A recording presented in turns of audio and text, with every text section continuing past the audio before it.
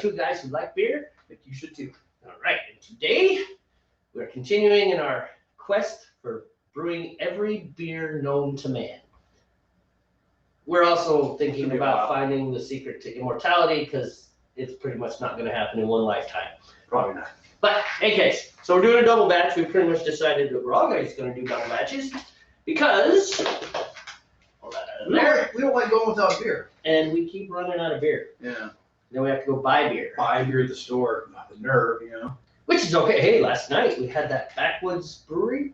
Yeah. Was it Backwoods? Backwoods Brewery. They're out of Washington. What W? It's a W name in Washington. I can't remember the name. I took a picture of the can. Oh, where's your phone? In Aha! my pocket. In your pocket. Now, I don't know if I caught the location of the brewery. Yeah, Backwoods Brewing, somewhere in Washington. The beer was called pecan pie porter. Right, And, simple name. oh, it was so tasty though. It was delicious, and we appreciated that it was just pecan pie porter. And that's some weird, overly trying too hard to make it sound unique name. Right. Yeah, I just got the front of the can. I didn't get the brewery or the location. Well, we know it was Backwoods Brewery.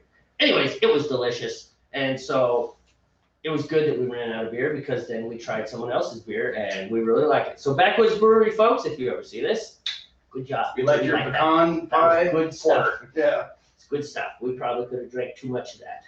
But today, not only are we continuing on with exploring all the beers in the world, but we have gone back to someone else's recipe. Let's call it that. Northwest Brew Supply.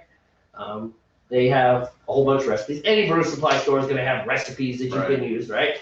And so we weren't feeling creative, and our own brews are in the keg. They're both in the keg. One's in the keg. In fact, Tonight we are drinking. We finally came up with the name Resurrection Strong Ale. Right. And we'll tell you the story of why it's called Resurrection Strong Ale. But this is the very first recipe that I designed about a month and a half ago or so. Yep. Hello, Chase. Yeah, right, Chase. Yeah, Jamie's Scotch Ale is in the keg being carbonated, so that should be ready to drink by next weekend. And then I have an ESB that I racked today. It is still a couple weeks away from carbonation, but you know it's the next step. And you didn't do another recipe yet, have you? No, I've only done the one, and then we're going back. We're gonna do this 6th Street wheat. Right. 6th Street wheat. So we're gonna do a wheat beer today. You are doing. It's called Hibernation Mode Ipa. It's a seasonal, kind of a winter IPA, which is new to me. So we'll see how it comes out. Go ahead and talk about your recipe. Right. So we're starting mine first. Actually, before we do that, tell them the story behind Resurrection Strong Ale. All right. It's a good story. So, first recipe I designed from the ground up. Wasn't sure about things, was hoping I got it right. And we brewed it. And then, of course, we always take a taste whenever we transfer things around. And when we kegged it, we took our little taste. And to me, it seemed like it was just too sweet. Not undrinkable, but just sweeter than what my intention was when I built the recipe. So I was a little discouraged, like, oh man, I screwed that one up. Well, I guess I'll have to put more bittering hops in or change the type of hops or whatever. My mind was trying to think of ways to fix the beer. Well, we carbonated it and had the first pour last weekend, and dude, it's amazing. It was amazing. Amazing. And so that's why we call it Resurrection Beer, because it was like resurrected. We thought it was going to be a dead beer, and it came back, and so the name stuck. And yeah, I'm not going to alter the recipe. I just had to accept the fact that it's going to seem sweet at first, but then once we carbonate it, it gets rid of that sweetness, and it comes out just like it should. It has great color. Flavor's kind of a little bit, a little on the malty side, but that was the point, because this is like an old traditional style English ale, not hoppy. I like it. Yeah, and it's strong. And I don't know the exact ABV. I screwed up on my original gravity. I didn't get original gravity reading, so I couldn't do the math to figure it out. But just knowing the ingredients I put in there, and if I did everything right, it should be anywhere between 7 and 8%. So it's strong. You don't want to pound too many of these before you get behind the wheel. Actually, you probably shouldn't drink it dry, but you know what I mean. Ignore like the last 45 seconds of that. Let's just go back to the fact that it's strong and it's good. We'll stop right there. Yeah. Right there. And so yeah, that's the backstory of Resurrection Strong Ale. Yeah. So anyways, it was a good name. We think it's a good name. It's right. It's a good name. So I was thinking, since my Scotch Ale is kind of the same thing, we could call it Redemption Scotch Ale. Redemption. Of course, at this point, we're kind of doing the theme, and we're going to have to maybe put a crucifix and some icons in your Resurrection, garage. Redemption. And then we're A future brew will be Atonement something or another. Yes. And eventually, we'll change our name from Northwest Brewers or Brewmeisters to Northwest the Holy Brewery of Antioch. Right. And we good. It's a good name. So, I mean, never been to Antioch. I go to an Antiochian Orthodox church, though, so I'm good with it. Icons, crosses, yeah. All right. Okay. I still think Redemption is kind of a cool name, but we can work on it. That one's not officially named. Same story with my Scotch ale, though. Very disappointed at the first tasting. Just kind of like, eh. Second tasting is like, this is pretty good. And so actually pretty confident it's going to turn out all right. Yeah, we put it in a keg yesterday, and of course did our taste, and both of us were like, whoa, turnaround. It was, we thought it was just kind of coincidentally amazing that both beers turned around like that, you know. Right, which made us think, you know, I should probably put a thermometer in this at some point here. Wow, there you go. But it made us both think about the concept of racking and conditioning, and I mean, it's not really conditioning before you like start to carve it. In fact, do they even call it conditioning when you use a keg? Is it still called conditioning? All right, so No conditioning. But it just made us think about maybe more is going on in your secondary and stuff than just like selling things out and clearing the beer. Maybe more things are happening. So more process going on under the hood. So the reason I'm pouring my water now as opposed to already starting is we're offsetting our start time since we're doing double brews. We only have one wort chiller, and so we have to have one guy done with the wort chiller before the other guy is ready, because you don't want to keep your wort too hot. We found that out the hard way. By the way, a snowbank does not work for chilling your wort. No. Don't just throw in a snowbank. We tried that. Didn't work at all. So what we're gonna do is when he gets the temperature and kicks off his fire, his fire's already kicked off, excuse me, when he gets the temperature and starts steeping, I'm gonna kick off my fire. His brew pot gets hot faster than mine. He's closer to the fire on his stand than I am. So even if I started my fire at the same time he did, or a little bit before him, he would surpass me in his temperature. Right, so we're just thinking we don't want to end up so we're both ready to chill at the same time, because then we're really running crazy. And we tend to get overly busy and distracted. And Especially after a few beers. and we're drinking strong ale, so. Yeah, I mean, we're always on the very edge of out of control anyways, and so if you add more things, it's like, it's just going to get psychotic. What was your temperature at the moment? 90, so I got a little ways to You got a minute still. Alright, so let's talk about 6th Street Wheat just a little bit, alright? Here we are. Oh, this is nice. This makes you feel comfortable. One of the most approachable beers in craft with a clean yeast profile. Oh, it's approachable. We can have a nice conversation. Huh? Yes, so it's like not out of your league, you know. It's like, no, that beer's too hot for me. No, man, I'm gonna stick with my past. Yeah. Here's that. No, this is an approachable beer. You know, it knows who it is. It knows its place in the world. It's down to earth. It's really dumb. Okay, with soft malt flavor. With a soft malt flavor and dry finish. Bittered with Hallertau hops and finished with citrus notes of Cascade hops. Not COVID, I got tested. Just a mess. It's a hanger-on. The thing is, I'm done with the cold. It's just a stupid Last little bit, yeah. Yeah. All right, so we got half a pound of Munich, or Munchkin as we've come to call it because it's fun. Sorry, And- German friends. Yes. 1/4 pound of caramel. Those are the steeping grains, not a lot. 6.6 pounds of wheat liquid malt extract. Hallertau at 60 minutes. Cascade hops at 5 minutes. Y yeast 1010, which has already been smacked and is doing its thing. The directions are the same as all of them. 60, let's see, start with 3 gallons. 150 to 160 for 30 minutes. Add the LME. Liquid malt extract for the people. Right. Get it up to a boil. Don't boil it over. That's one of our problems. We are pretty much infamous for boiling our beer over. Not lately. We've been really good lately. So. Although we had a close calls. Both of them me. Just chanting. Catch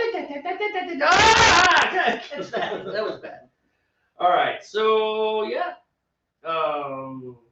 get it to a textbook rolling boil. Add the first hops.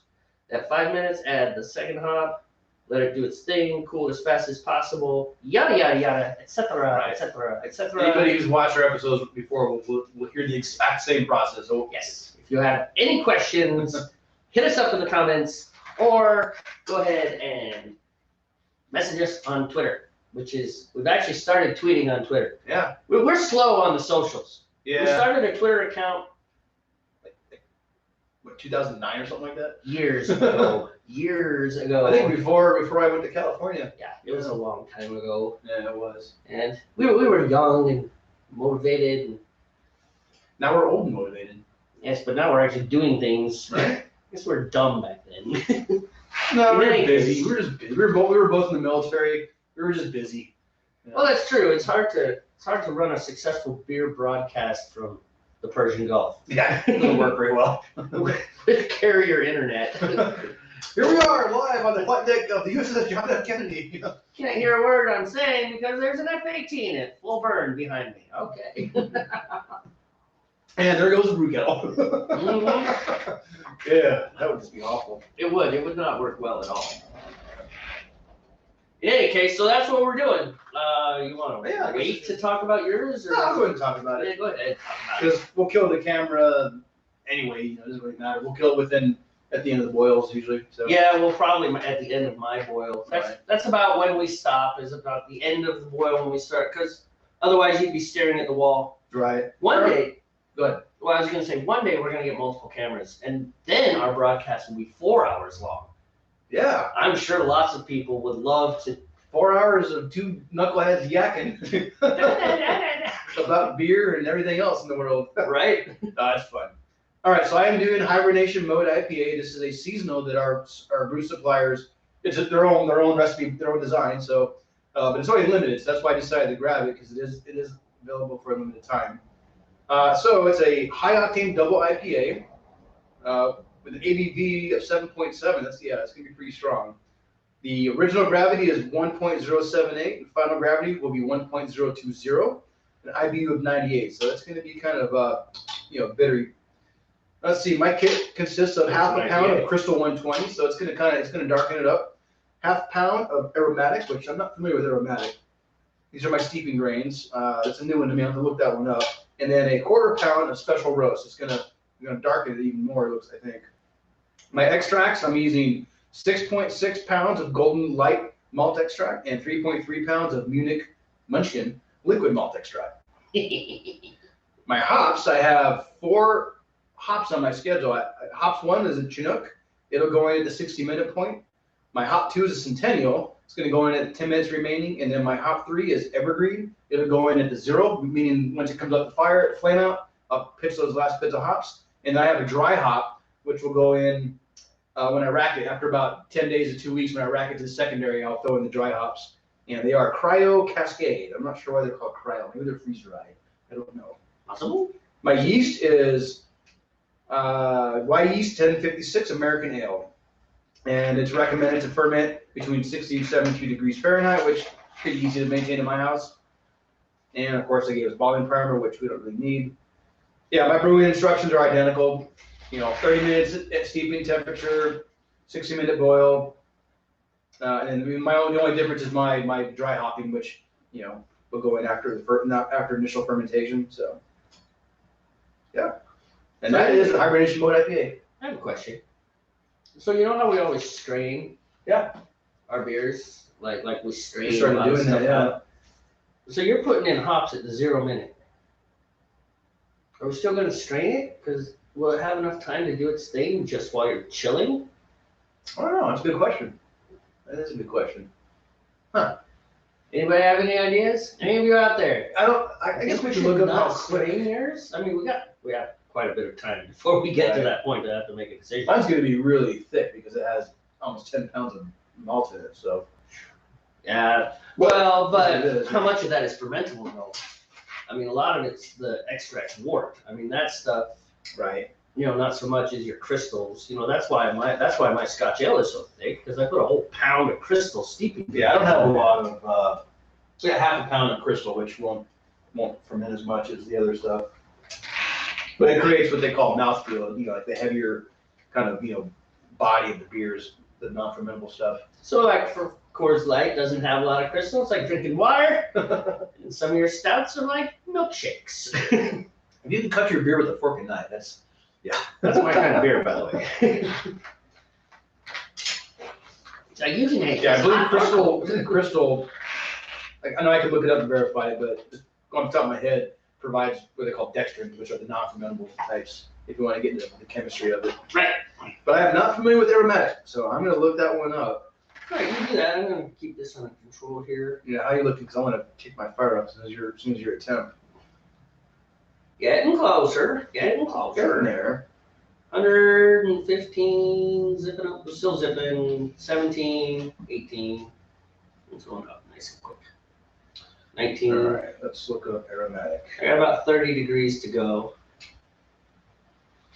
And we'll be able to.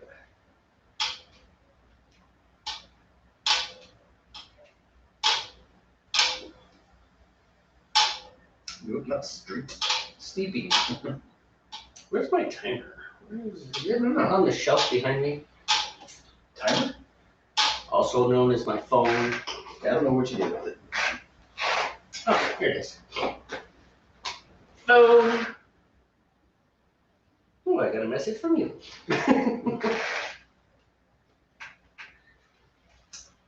Let's see, what is here we go. No, I'm gonna buy it. That's my description. Welcome to the internet, where we try and sell everything. All right. And I'm gonna look up something too. I want to look up if we should let those hops go into your primary, or if we should strain them out.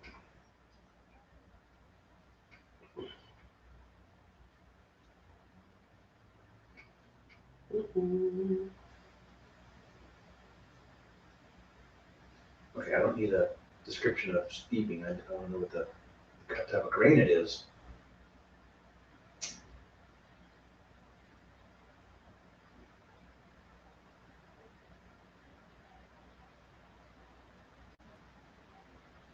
It's quiet now. Right? Right, let's see if I get a better answer now.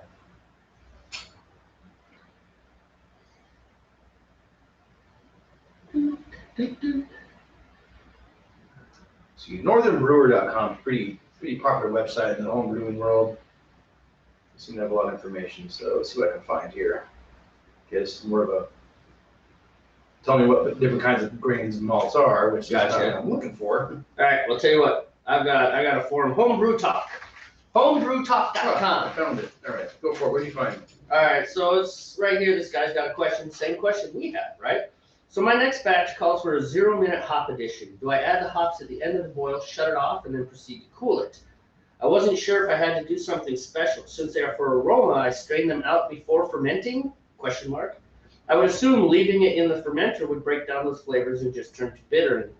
0 hop addition is different than dry hopping, right? Thanks for the responses. Down we go. Here we go. Turn the burner off. Let the wort cool down to 175.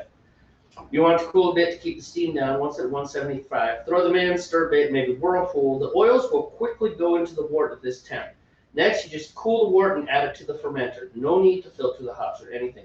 Yes, 0-minute is different than dry hopping. We know that. Dry hopping is done when the beer is done fermenting, only adds aroma. You'll get some aroma and flavor both from post-boil additions, just not as much aroma as dry hopping.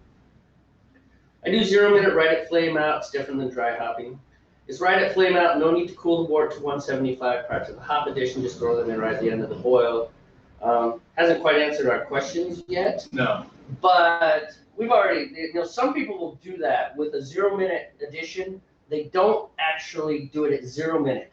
They kill the flame, they get it down to 170, and then they'll add their 0-minute hops. Yeah, we did that for 15 minutes, and they'll let it sit for 15 minutes. Yeah, we did that with the batch.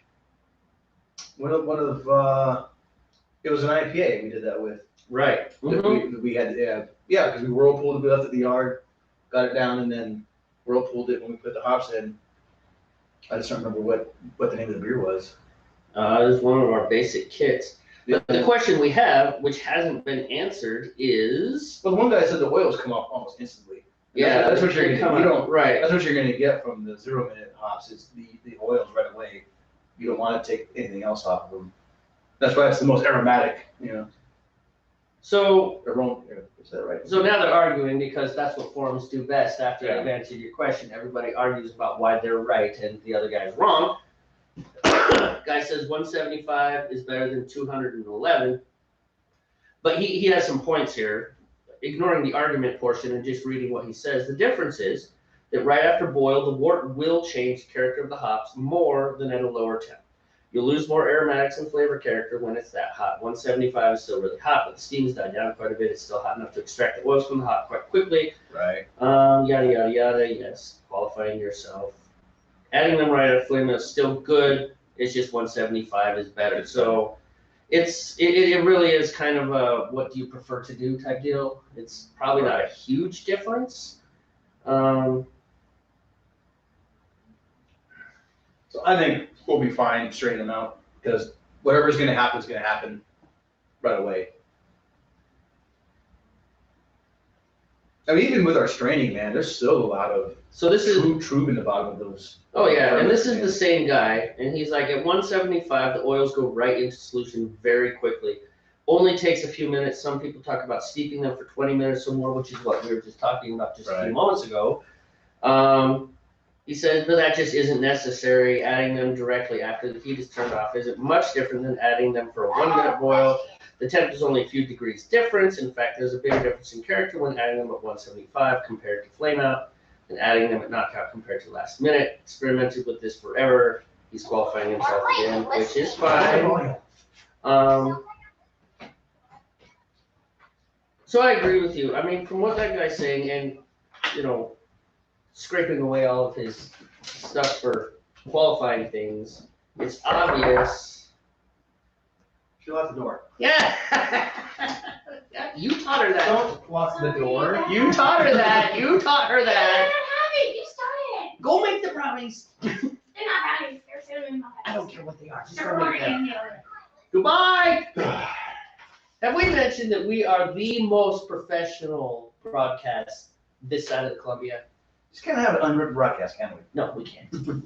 Someday. No matter where we broadcast, it always gets interrupted in some form or fashion. Yes.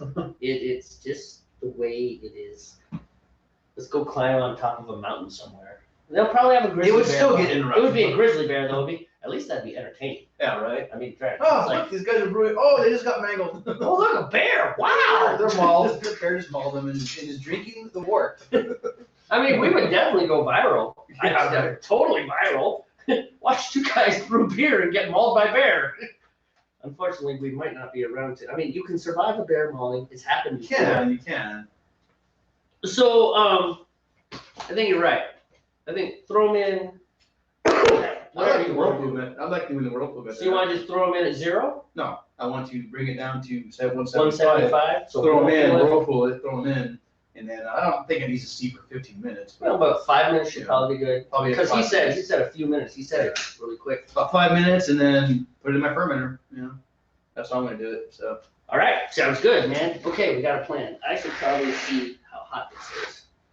Yeah, 'cause your stuff has like an exponential graph to it. It's just like cold, hot. You know what I mean? Yeah, no, 122, 630, slow down, 33, 35, screaming upwards, slowing down though, 1, 2, 3. Yeah, I think I'm gonna find another thermometer, man. That thing's response rate is slow and weird sometimes. Then again, it has been dropped a few times, so. Yeah, I dropped it just today. Oh no, I dropped it the day it came out of the package, so you're not the only one. There was a $10 thermometer that bought it, in the housewares department of the store, so. Yeah, so sitting at 146. That smells so good. Yeah, that does. I'm gonna go ahead and just get my. Yeah, go ahead and hit it. I'm Get my gonna sack ready. family show. I'm talking about my grain Mhm. sack. These are Sure. all my steeping grains. Yeah. I know you are, but Connotations, right? it's like Disney sneaking in all So, those yeah, I got dirty jokes in there. 2 pounds of. Yeah, you I got a know. pound. I got 1 1/4 pound of steeping grains. That's a lot. But we've seen more when he did his Scotcher, that thing was like 2.5 pounds of grain. Yeah, in fact, it was 2 different bags. Yeah, 2 bags of grain for Stevie. Who does that? This guy. I didn't know, man. I wanted it to be thick. The thick I wanted. What I was upset with our first tasting is like Flavor. the caramel notes and the nutty flavors, that finish that I was after was not there. It's like, oh man, this is just kind of. But then, what was that? Yesterday? Friday? We caked it on Friday. this Friday. Yeah. Right, because then we came back to my house and you're like, it's still sitting in your kitchen. Why is this not? And I had no good answer. I was like, I'm lazy. I didn't put it in the fridge. But it's there now, and it's carbonated. That's right, yeah. Because the cake was not put away. I was like, why is this not getting cold? What are you doing, man? I was letting it rest. Letting it rest. Huh? Hey, where's the aiming flame? Right here. Let's get started. All right, I'm at 150. Woo! Wow! There's some power behind it. You'll catch up with flame that high. All right. All right, I'm at temperature. Dude. That was pretty exciting. All right. Timer. Half an hour. This as best I can. And it begins. We'll leave that sit right there. All right, and we start. All right, so hopefully I'll stay ahead. How's that beer looking? I am ashamed. Oh, no. Normally we give each other crap, but no, it was a legit question this time because I know I was getting ready to refill. So, but we can wait a minute. I got I'll to do get stuff off camera for a second, but I will be right back. And you are right. You don't want to pound these. These are not pounded. Yeah. That strong ale you should drink more to enjoy the flavor and This is a good temperature for it. kind of leave it at that. Yeah, a little bit above, like a little above 40 is probably good for that one. 40 degrees. Yeah. Where are you going, by the way? So I'm alone. So what should we do? All right, tell you what. So let me tell you about, what was I going to tell you? I had something to say, but I've totally forgotten what it was. It was relating to my Scotch ale.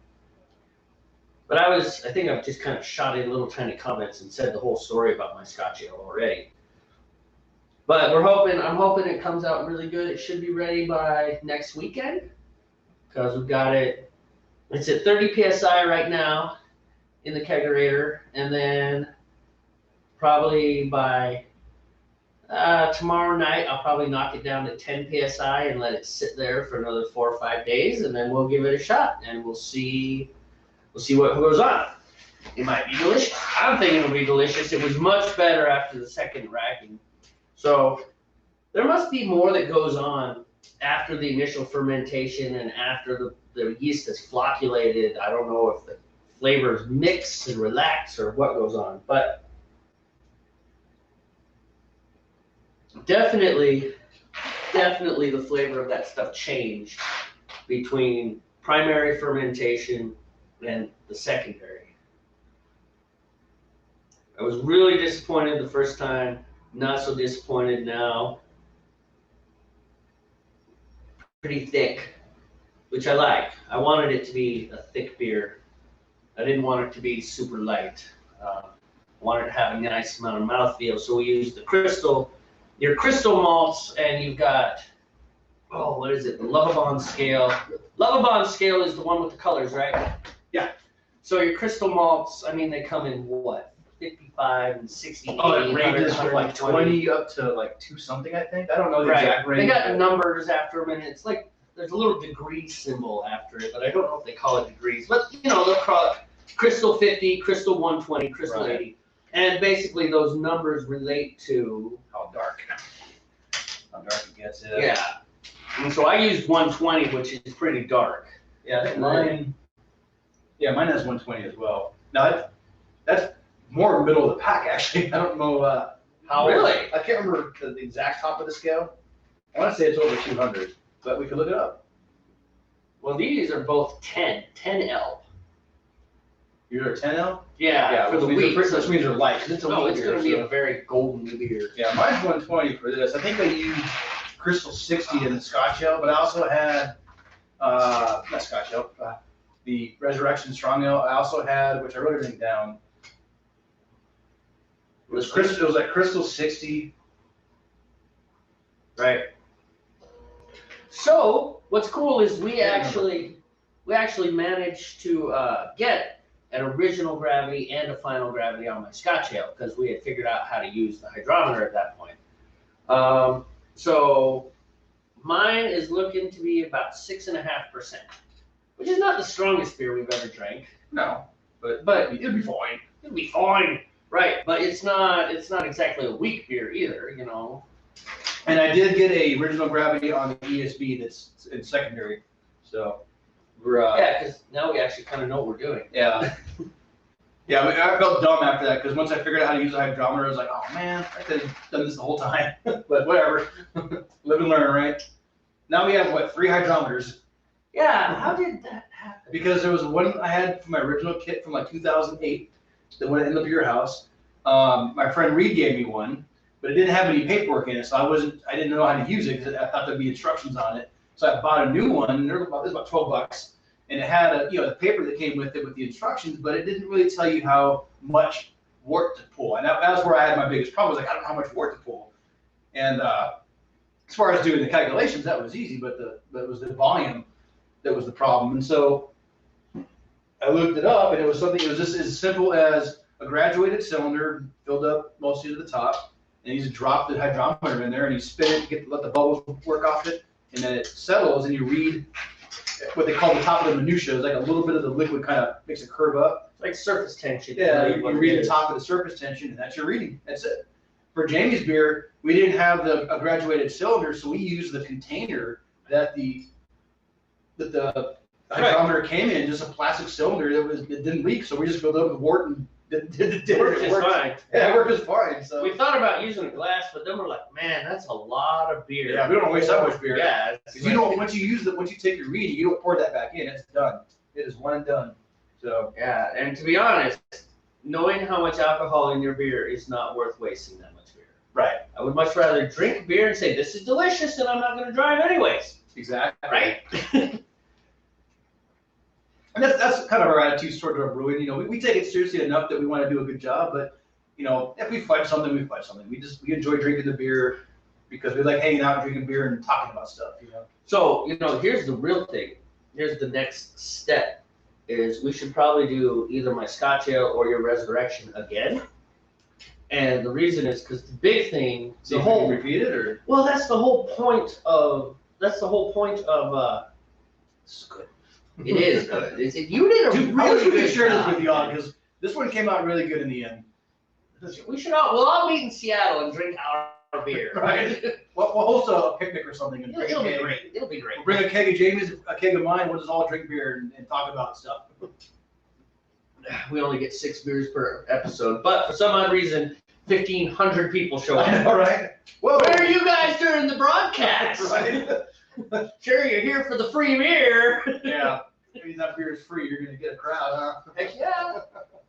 But really, the big thing, the whole purpose of the documentation and all that stuff, the purpose is, Did you say porpoise? I did say purpose. Porpoise?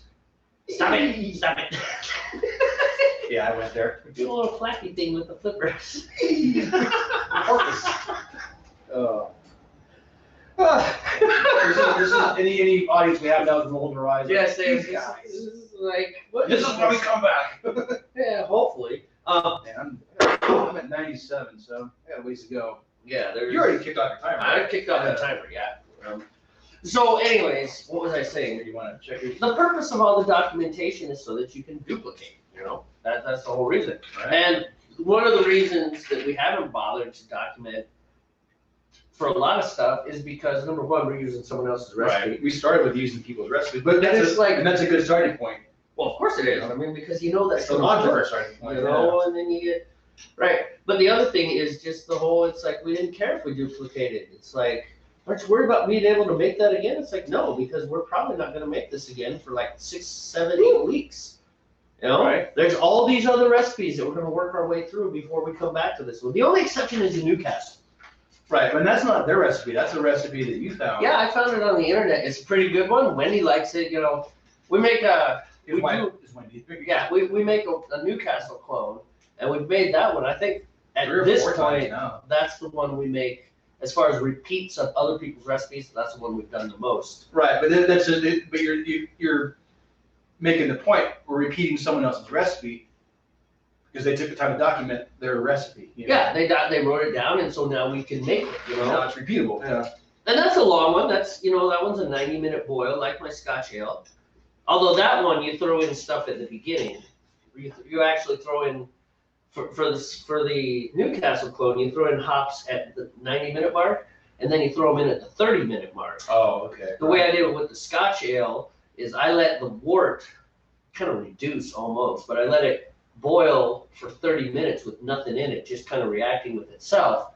And then I put in your hops. the hops, Right. and then what was it? I think 15, I have it right here, look it up. Then I put in the hops at closer to the end, so there's a little more hoppiness to it, although it's not hoppy at all. You know, did you even taste much in the line of hops? No, I didn't taste it. I didn't taste hoppiness. Which is fine. That's the main reason that and I went with high alpha acid hops. What I use, Centennials. My phone is right there. And that way you're I'm sitting at work. bittering. That way when you did Right. your bittering, they did a good job of bittering. Yeah, that was which the made it whole. means it wasn't sweet.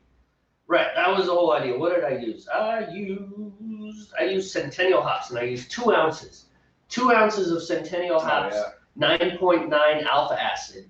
I mean, so it was pretty. Those alpha acids are what reduce the sweetness level of your beer, and during the boil, there's a bittering part, and I didn't want it sweet at all. In fact, your foundation, your Resurrection Strong Ale is sweeter than my Scotch Ale is, actually. Which I think it tastes great. I really do.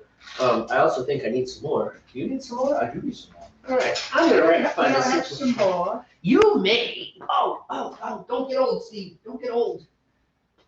Can't help it. I'm already there, I think. As I drink out of a Bud Light glass. What? How dare I? Hey, we're on Twitch now too. Oh, by the way, we're on Twitch now. So I forgot about that. be careful with those trademarks and I know. the copyright. Don't play any music that we didn't write, man. No, it's not music that we didn't write. It's music that people are interested in copywriting. So when I get back on camera, we can talk about that a little bit. Right. We would show you our setup over here, but it takes us forever to get the camera calibrated. Yeah, we're just So someday we'll one day. use the OBS stuff and we'll get more than one camera and it'll be awesome. We can have one facing the tap system, which is not quite done yet, but getting there. We could have one facing the pots overhead. Hopefully, we'll have to make it so it doesn't steam, obviously. Well, you hang it high and zoom. Right. And then that way we can use the OBS software to switch camera views as a live stream, and you can see everything we're doing at different angles. So that might make it a little more interesting, you know. So I don't know what just happened there, dude. What do you mean? Well, I poured both of these exactly the same. Well, it's not so bad now. What, did it kind of chug or something, or? Well, no, look. No, that's all right. Look how much foam you have on top of yours. It's okay. It's fine. All right. I'll top you off in a minute. It's fine. Whoa, okay, sitting down. So anyways, my friend Peter Edwards, also known as Aircrom, ERCROM. It's one of his social handles. He does a lot. He does gaming streaming and stuff like that. And he plays other people's music all the time. But the way he gets away with it is not by being sneaky, but he just plays music that people haven't put a hardcore copyright clamp down on. So like his friend Fred Nemo, this guy out of France who does a heck of a Beatles impression. Which would be awesome if I liked the Beatles, but I don't like the Beatles. Sorry, Yeah, English friends. Not my thing either. I'm not a Beatles guy. I like the Who, but not all of the Who. Which is weird because I bought a box set. I have the anthology. I have everything the Who put out, including bad commercials they did for BBC Radio. I mean, if they did. I like Black Sabbath. Yeah, there we go. They're Are the English. Sex Pistols British? I like them. Yeah, they were. Yeah, wasn't Sex Pistols Sid Vicious? I think so. They were like some of the original punk. Yeah, right. Can I borrow that back? Just to make sure. In any case, but seriously, he's really talented, and Fred allows his stuff to be played, and so Twitch doesn't hit it with the copyright. Right, as long as you have permission to use it, I guess. And so here's the cool thing. So now we're in the land. So we're no longer in the world of album sales, right? I mean, people still buy albums. I still like albums. I still buy albums. Because, but I'm old school. you know, there's a lot of places. I am not going to use cell data to stream music. You know, I'm not going to do it. So if I'm a place where Wi-Fi isn't available and I want to listen to music, it's nice to have the thing downloaded completely on a hard drive, on my iPad, on my phone. Oh no, somewhere. When I'm at work, man. Right. I pop in the earbuds and I not stream, but I listen to the music that's on my phone or the podcast that I download to my phone before I go to work. So I'm not using my data. I still pay for data. I'm one of those types. So, but my cell bill is like $40 a month. So right. And so in any case, but here's the deal: is that something that musicians have started doing is instead of putting hardcore copyrights on all their stuff, what they do is they run the risk of people stealing it because people don't pirate nearly as much anymore either.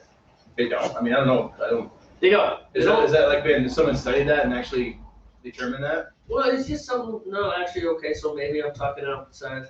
Maybe I'm outside my league, but. Oh, no, all I meant was, I mean, is that true? Because I just know, like. Well, you just don't hear about the it. BitTorrent thing was a big deal, you know. Do you hear about BitTorrent these days? No, but maybe, are we looking in the right areas, though, you know? So. That's true. Well, I'm sure that people still pirate. You know, people still steal, intellectual property all the time. Especially software. Right.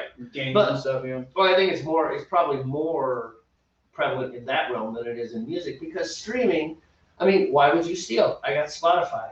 Right. So I don't even have to pay for it. I can do the free level of Spotify. And then commercials every so on here, though, right? Yeah. Yeah, same with YouTube, you know. I listen to a lot of music on YouTube. Yeah, and a lot of people do that. So it's just. In fact, a lot of times the music I listen to on YouTube, if I really like it, I go buy their album. Yeah, so the whole album, not just the song, the whole album, you know. So the need for pirating isn't there as much. But here's what a lot of musicians are doing, and I really need to jump on this wagon, is what they'll do is they'll allow people to use their music on their Twitch stream. So you got the gamers and stuff, or you've got like my friend Peter, who's still a gamer, but he plays a different kind of game. Instead of like a first-person shooter, he's playing Stage of Survival, something of survival, post-apocalyptic, kind of a sim game almost type deal. Anyways, it's pretty cool. It's fun. It has something to do with tomatoes. Tomatoes. Yeah. If Peter ever watched a broadcast, he could explain what the tomatoes are. Sorry, real quick. How much time do you got left on your boil? Oh. Or I mean on your steep. 12 minutes and 54 seconds. Oh, okay. Because I was thinking I can go grab the cans here, or our extract, but are they in the house? Yeah. I hope. Okay. Oh no, I put them in the house so they warm up a little bit. It's like, yes, things we learned. And I'll bring up a ladle. Yeah, warm up your malt extracts. Warm up the malt extracts, the liquid ones. Mm-hmm. The dry malt doesn't really matter. Reason being is that, if you haven't seen our previous episodes, that stuff pours like molasses sometimes. If it's cold, it's even that much more difficult to pour. It's because, in effect, it is molasses. Yeah. It's mostly dehydrated wort is what it is. It's sugar water that's been dehydrated. Right. It's mostly dehydrated. Reduced. Reduced is the. Right. You're right. That's the official name for it. But, so anyways, Peter does this thing. He does this stream. He hooked in with whoever the devs are for the game. they're paying him like a certain amount. So It's kind of it's like a kind of cool. sponsorship thing, you know. Yeah, it's like except he plays their game, so it's like a sponsorship, but it's more like a Like you play our game and we will pay you to play our game, and then they split if people do tips or any little financial benefits inside the game, they split it with him and stuff. Right. He's got a good deal, but here's what he does is he plays other people's music, right? So Spotify pays out per play, right? And it's really pathetic. It's like less than 1 penny per play. Less than a penny. Yeah, it's really cheap. I guess when you think on a global scale, though, you have 100,000 people around the world, which is a tiny fraction of the world. Stream it adds up, man. Right, and so your big guys, you're like, I want to say Michael Jackson, but not so much anymore. But you know my point. Well, whoever runs his estate's gonna get paid. Someone who's super famous, Billie Eilish, right? Okay. So Billie Eilish is super, super popular, right? And so how many times is one of her songs played in an hour in the United States? I don't know. Just in an hour in the Right. United States. It could be a lot, actually, Yeah, I mean, right now, I guarantee it, somewhere in the United States, someone is listening to a Billie Eilish song. Right. They are, and then you're around the world. 7.5 billion people, and the amount of people who don't have internet, I don't know this for a fact, but I'm gonna say is actually pretty low percentage-wise. I mean, there's a lot of poor people in the world, but the internet is everywhere. Right, and it might even be just a single little cafe that has internet access, even though maybe a neighborhood doesn't get it in one of the poorer countries, you know what I mean? Mm-hmm. There might be a library or a cafe. Unfortunately, there's some countries that the internet is tightly controlled by their government. Oh yeah, Bahrain was So- weird. Geez, trying to find it, it's like trying to do something like check Hotmail. I'm sorry, the country you're in does not allow you to check this. It's like, what? Okay. Right? Yeah, the government controls their internet. China's the same way. They call it the Great Firewall of China. China has a tight control of the internet. China's doing a hard balancing act with that too, though. Almost September, finally. Because China does, apparently you're not allowed to talk about Tiananmen Square in China, from what I've read. But it's not like the government's forgot that. And they don't want a flat out uprising in their country. They don't want that. No country wants that, you know what I mean? No, I mean, for one thing, China's moving ahead economically, right? They're becoming more powerful. Well, suddenly you have to put down civil unrest in your society.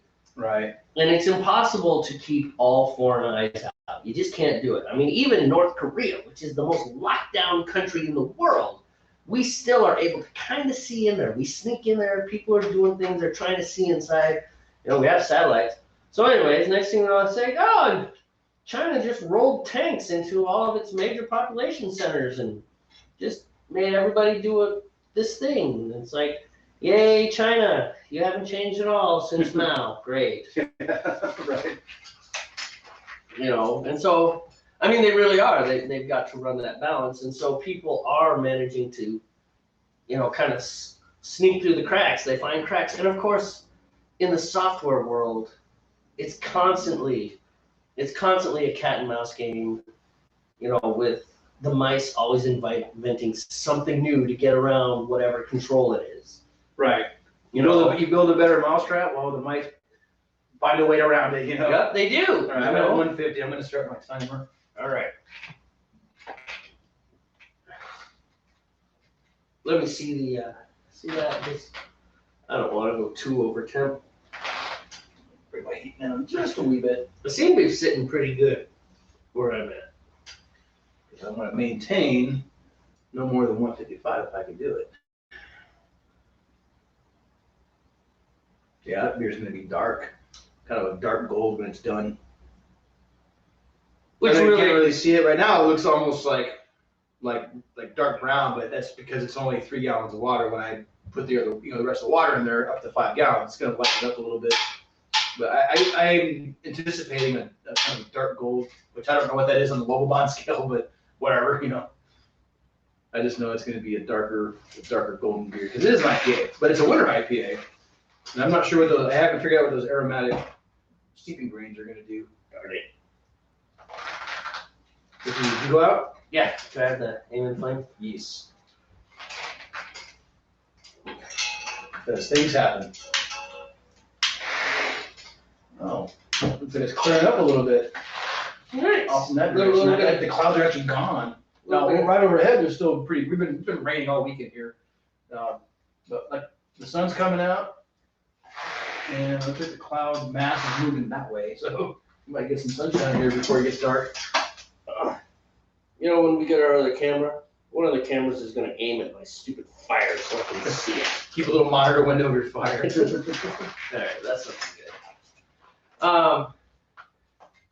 Yeah, actually, so the West Coast, I mean, there's people getting ready. They're talking about, 70-mile-an-hour winds and stuff like that. Geez, it's not gonna be fun. No, I really need to go buy some more tarps and bundle up my rabbits so they don't get all beat up. They're remarkably hardy animals for the cold. Rabbits don't mind the cold at all, Mm-hmm. but still, all the wind and the rain. And Oh, yeah, it's not very good for them. cold, they don't seem to mind. Cold and wet, not cool.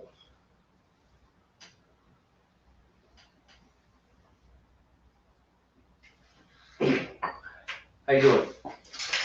152. Hopefully I can maintain. I got it really low. Yeah, I got my flame pretty low too. But I was up around 157, so. Oh, yeah, you were on the high end. So anyhow, the whole Spotify thing is what you do is you let gamers use your music. You let people like us use your music, right? Right. It's like, so we want music background, which I think it'd be hard to put music. You'd have to develop a different format for what we do and like, hey, we're gonna take a break and then play a video with Fred Nemo's music on it or something. Something that I did. But the point is that all these people play, and even though they're not really listening to your music, they're using it as background music, and it counts as a play on Spotify, and that's a way for musicians Right, to make money Get with their monetized. music. You know. I'm gonna step in and get your malts. Okay, What's your Lucia thing? Like, I got two of them, and they're both. oh, you have Munich, or I don't. No, I shouldn't have. You have wheat malt liquid. Yeah, they should both be the same. Yeah.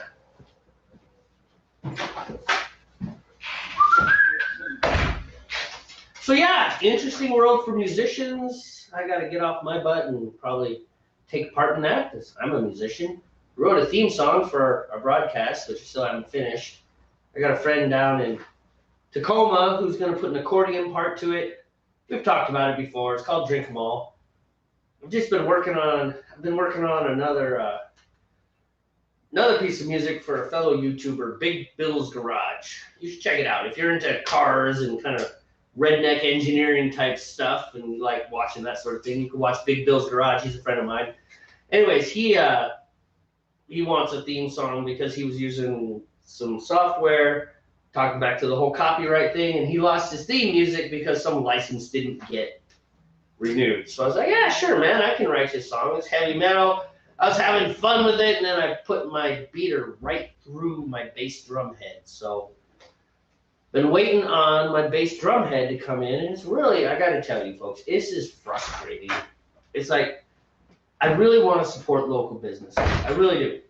Right? I don't want to shop on Amazon. I don't hate Amazon. I'm not part of the anti-Amazon brigade, but at the same time, I'd rather support the local businesses here in town. You know, Yep. the people that I know, the people that I see in restaurants, et cetera, et cetera. You know, I walk past them at church, and their kids go to school, and et cetera, et cetera. But you know, so I did. This bass drum head, I could have bought it for $50 online, but I went to the local store and I said, I already know that. I said, I want to buy it through you. $75. Woo! All right, so $25 in like markup, right? Which actually, to be honest, is not bad. You know, working in retail, I know how much that a lot of things are marked up, and that's not bad. You know, now granted, they probably didn't pay $50 for it. Right? So online, I would pay $50. I would bet they paid $25. Seriously, I bet the store paid $25 for it, and they marked it up $50. Right? The online store only marked it up $25, and they would charge me $50. They charged me $75. Right? Either way, I'm paying more than cost, but I accept that. Right? I work for a small business right now. I get it. I understand the whole thing. But what's frustrating is I ordered this thing 2 weeks ago. 2 weeks ago, I ordered this, and it's still not here. It's like, I don't mind the extra cost, and I don't mind waiting 5 or 6 days even. You know, if I had ordered it off Amazon, I wouldn't have done overnight shipping. I'd have done just general shipping. But it would be here. It would already be here. And these guys, it's still not here. And not gonna lie, it's frustrating. Yeah, I'm in the same boat with him. Yeah, well, same store, to be honest. Same store, exactly. I went in to buy a music stand, like a collapsible music stand. They said, oh, we're all out, but we have a shipment coming in. This was a Friday. And they said, yeah, they were supposed to be here, this Tuesday, a few days ago kind of thing. I said, no problem. So I went ahead and just prepaid for it since you were getting like 25 in. It's been 3 weeks now, and they still have not received these things. Now, it's not that I'm not saying it's necessarily saying it's their fault. Right, You know, no. something got held up somewhere, but it's just annoying though, and I feel your pain on that too, you know? Yeah, it's frustrating. Well, I mean, for me, it's really bad because not only am I waiting on a bass drum head, Right, you need that to produce. but I need to sound. finish this guy's thing. It's like he wants this thing. You know, he's been waiting for a long time too. Right. I mean, granted, you know, he's dealing with what we're all kind of. The world is dealing with all the, you know, The plague. The plague, yeah. I mean, I saw some interesting videos. You know, they're talking about something that's floated around about a trucker shortage, and I saw a couple videos, and like, nah, that trucker shortage thing isn't quite as accurate as you might think, because they were just walking past rows and rows of trucks waiting. It's like if you would just hook the trailer up. Hey, it's time. It is time. Let me guess. We forgot a bowl. I'll be right back. Oh, don't get old. I don't know where it is, man. It doesn't matter. A bowl, a pot, a bag, just something. All right, I'm going to just pull your sack and let it drain. Oh, geez.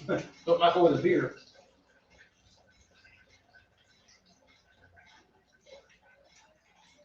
There.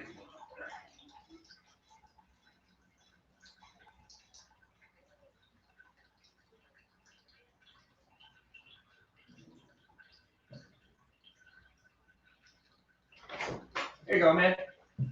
Does this work? That'll work.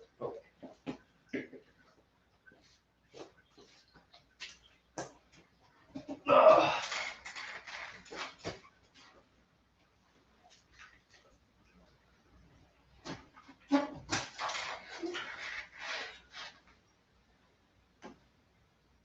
Actually, let's untie it. Want to untie that?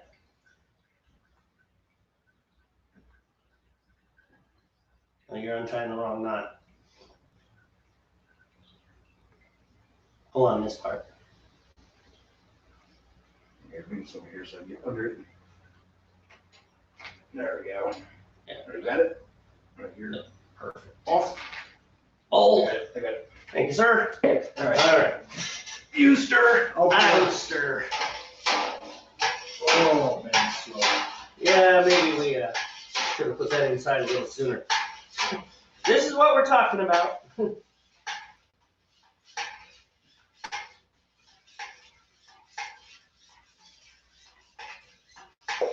I have a ladle.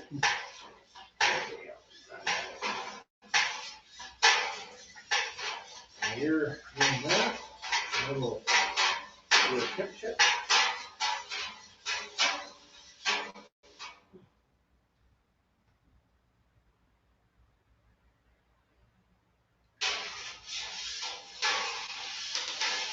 You ready to label? Not yet.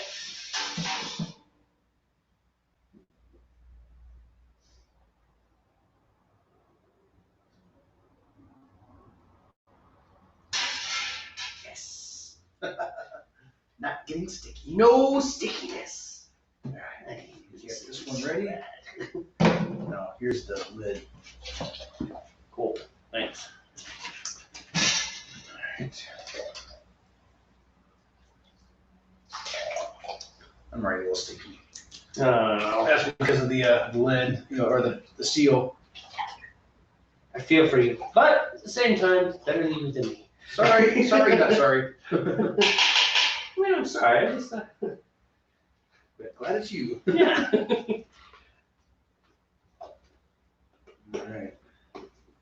I don't know if you know how much I hate being sticky. I don't eat barbecue ribs for that purpose. I think they're delicious. It's like, no, There you go. All right, I'm gonna get rid of the garbage Okay, and wash your hands. wash my hands. Here's the other lid for you. Thank you, sir. Yeah, sun. Woo! Look at Yeah, that, man. bright sunshine. Just like that, no sun. Okay. Doing this all by myself. All by myself.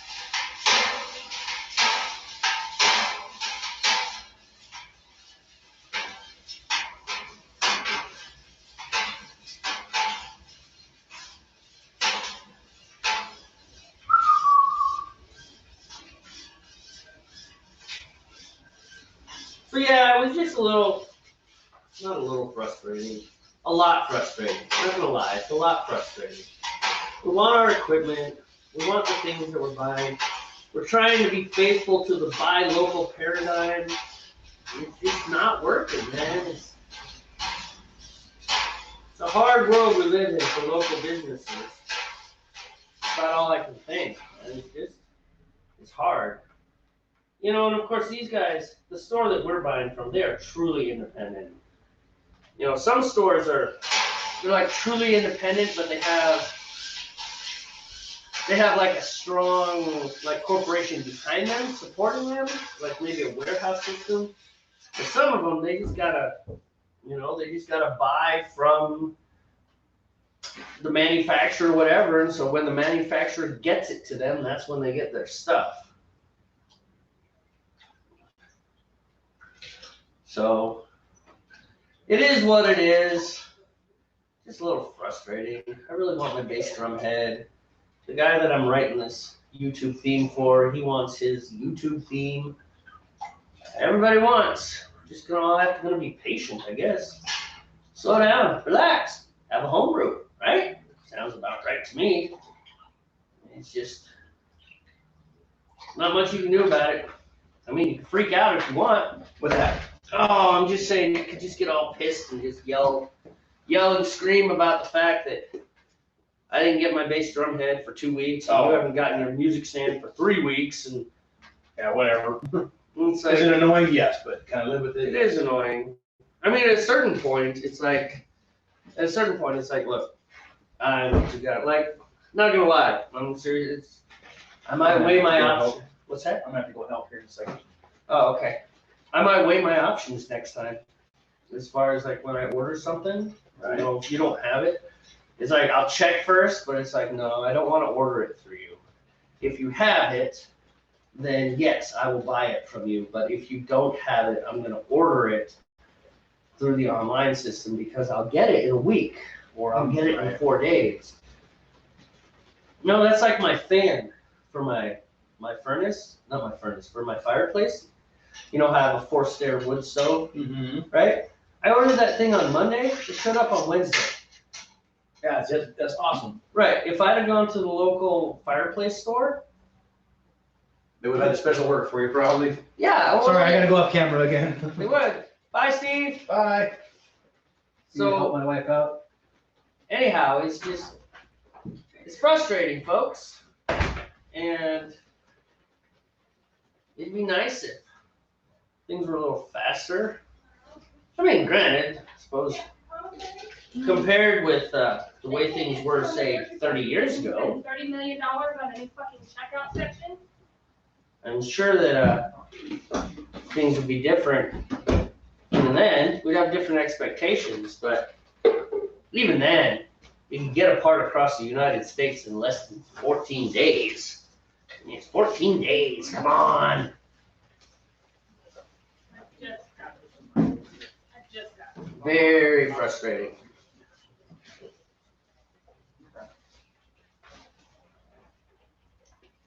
So Put this under because they ripped it. now we have all the works. Oh, It's really okay.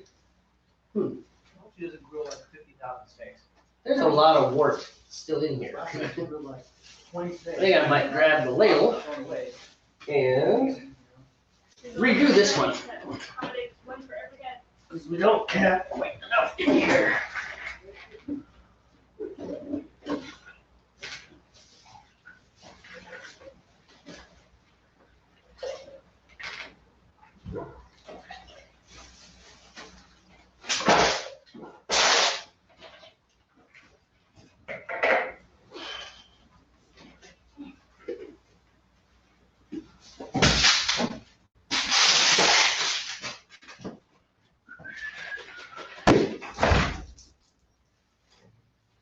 Wow. Pop goes the weasel, huh? Might want to bring some towel 409 or something to clean up the stickiness all over your floor now. Sorry, man. It is what it is. Maybe some paper towels for my computer.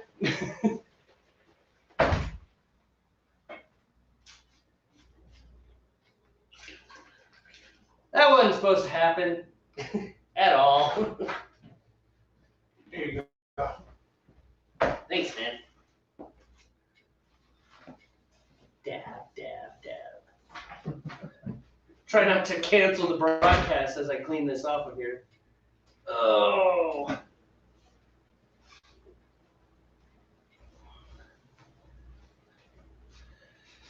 Ah. So exactly what I wanted to have happen. All over my phone. Okay. Welcome back, Steve. Yay, I'm back. I'm gonna clean up the floor of your garage. Almost 12 minutes remain on Webbolt on my seat, but that's right. Yeah. I'm gonna do it without dumping this beer. Yeah, don't dump the beer. You know, Yeah. the garage floor is full of drips and stuff, so Yeah, you got some stickiness over here too. it is what it is, man. Yeah, I'll just buy a cheap mop one day and just kind of go through the mop all of it real well. yeah, it's probably neat to have happen. What is this? Is this? I don't know. Because this is sticky like beer wort. Maybe it's old beer Well, work we're last using- time. Yeah, but we're usually pretty careful about that. Because, you know, we need to, whatever. It's fine. Do you have a garbage can in your garage? I don't. All right, on the floor it goes. We'll clean everything We'll up just clean it later. We'll just clean it up when we're done. We'll clean it all up later. Oh, all right, so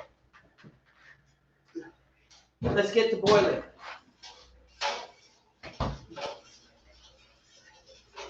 I'm still maintaining 1:53, but I have now about 10 and a half minutes left, so I got a ways to go with my speed. Yeah, you do. It's all right. I should be ahead. I should get to boil pretty quick here. Yeah.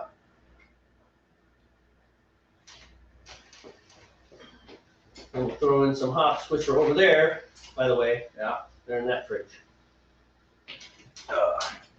Take a look at everything. Oh, make sure I didn't forget anything. I had 2 hops. You had 4. I have 4, yeah. And I counted them. So, yeah, we got everything, man. We're doing good. Moving right along. Moving on. Plenty of beer left. This is the most important part, right? Gotta have the beer left. All right, good. So, yeah, I was just complaining about how slow things are. But, you know, 30 years ago, how slow were things? All right. It's amazing how we just take for granted where we live. You know, it's like 300 years ago. How long did it take to get across the Atlantic? Now it takes 6 hours, I know, right? you know, or less. Who's it for school? Okay. Well, I'm snagging on right now. 1. You can have 1.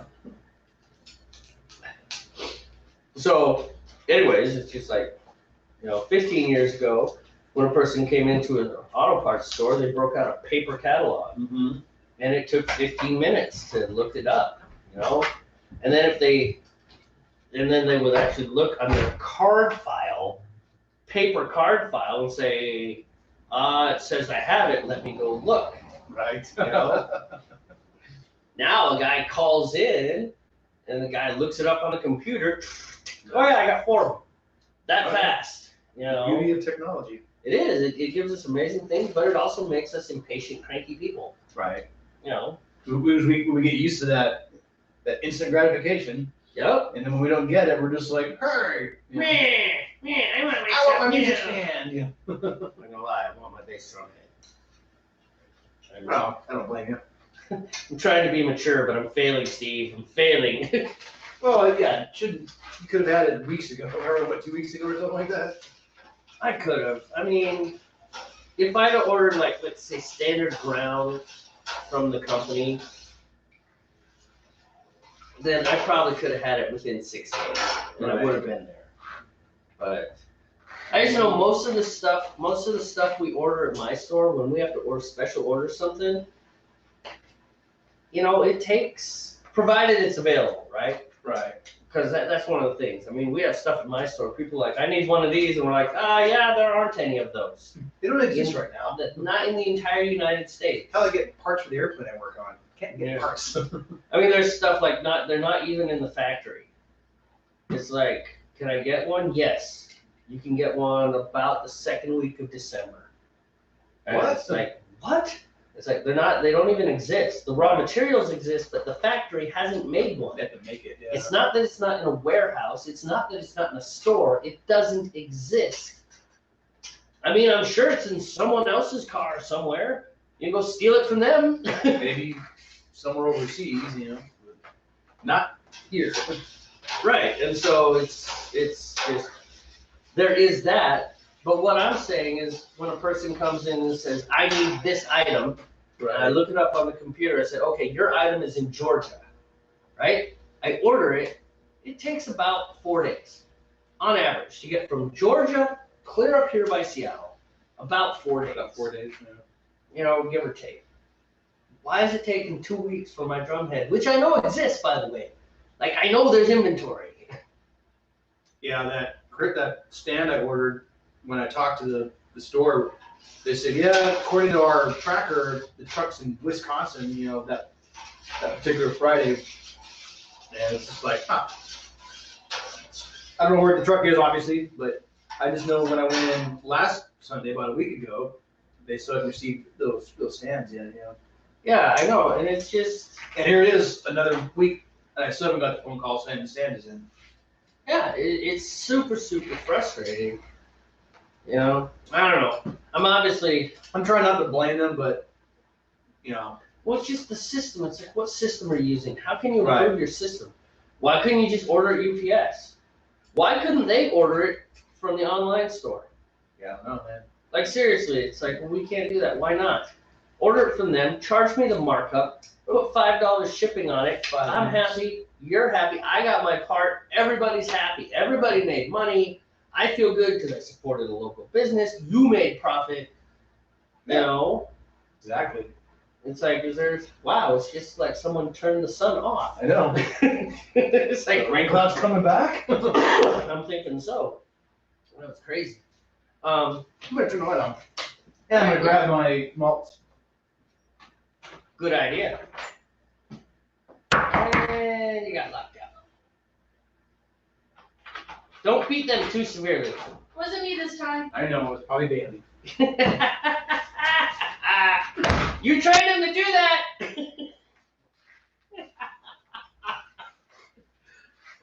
Oh, I feel his pain. There's nothing frustrates me more than being locked out of my own house. I mean, even though I always have keys in my pocket, but it's still just the principle of the matter. Don't lock me out of my own house.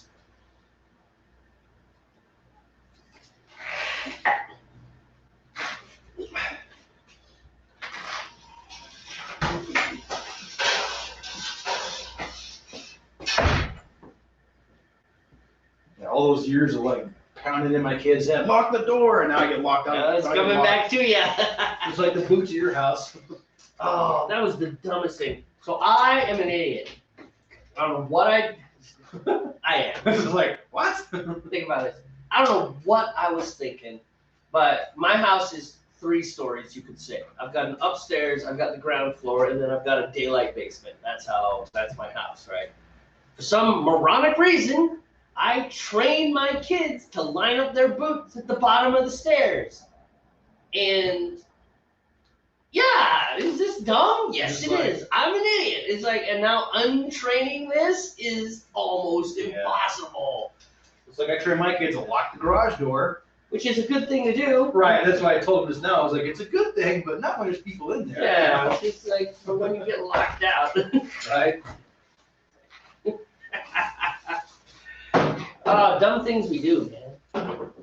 So yeah, I'm constantly jumping over like mucky boots. We call them mucky boots. What's Mucky boots, yeah. Mucky boots.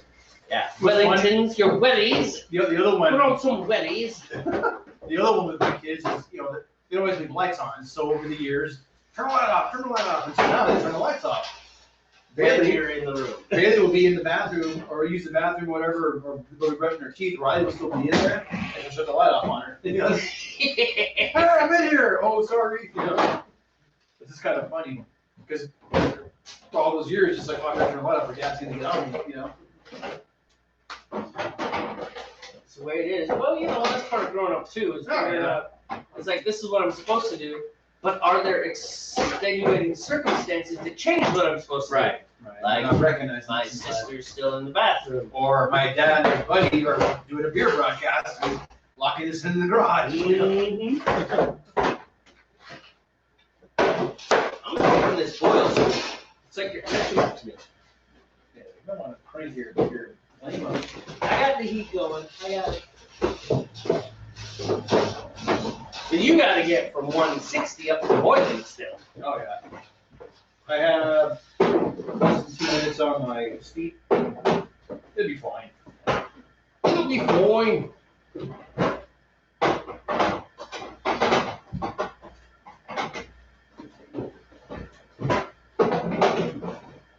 Getting closer. It looks like it wants to boil. Right? It wants to boil. I'm pretty It's sure. like I'm almost there. I hear you being dark. This is like brown ale now, man. I know it's gonna dilute a little bit with the water, but Yeah, but I expected that to be dark. It's a winter. It's a winter IPA. it is winter. It's supposed to be dark. Yeah, winter beers are typically darker beers. Man. A little heavier because they're winter beers. They're supposed to kind of give you a warming sensation when you drink them. How strong is yours supposed to be, man? 7.7. Oh, wow. Yeah, high octane, man. This one's supposed to be 4.7. Low octane. Yes. That's economy beer. But you know what? That's fine. Not every beer has to be super strong. Oh, man. What matters is it gonna taste good. Like, I don't know what Newcastle's are, but I don't think they're incredibly strong. 5.5, I want to say. Yeah. Probably look them up. Or maybe high 5. I really don't know. I'm just kind of guessing. I think that's a pretty good guess, but they're tasty, right? Yeah, and that's. Oh, I know a lot of people, they like to drink to get drunk, which we enjoy the side effect and the buzz, but we truly enjoy the beer for the flavor. And that's why we try different beers, because we want to know the different flavors that are out there. Breweries, some breweries go to great lengths to make their beer taste a very certain way. Ooh, I'm getting a little hot. Oh, That's I'm fine. getting close. That's fine, because I have probably a few seconds left on my blow for my speed. So I definitely, the other day, I was down at Greg's, and I was, I could have got that. It's fine. I was looking at a, wow, that is a lot of specialty drinks. Not quite as many as my Scotch, but still a lot. Like a big old donut. Anyways, I was at Greg's, and I was looking at specialty beers, because that's one of the things we like to do.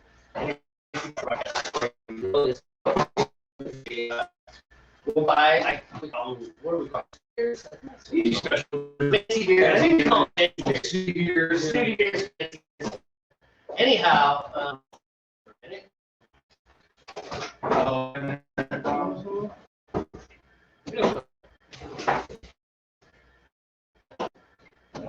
don't get for one gig of the internet. Why? I don't know. You're not.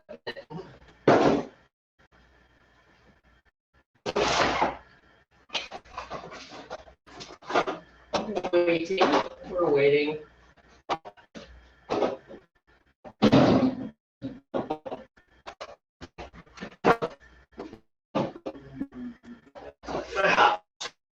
Right. Oh, grandma. Sure. Here's the freezer.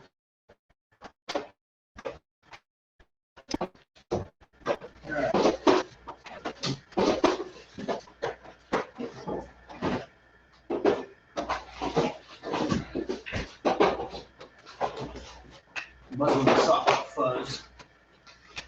Probably wouldn't hurt anything, but I really wanted to do it. Yeah, All right, here we go. So this is the Munich pure malt extract.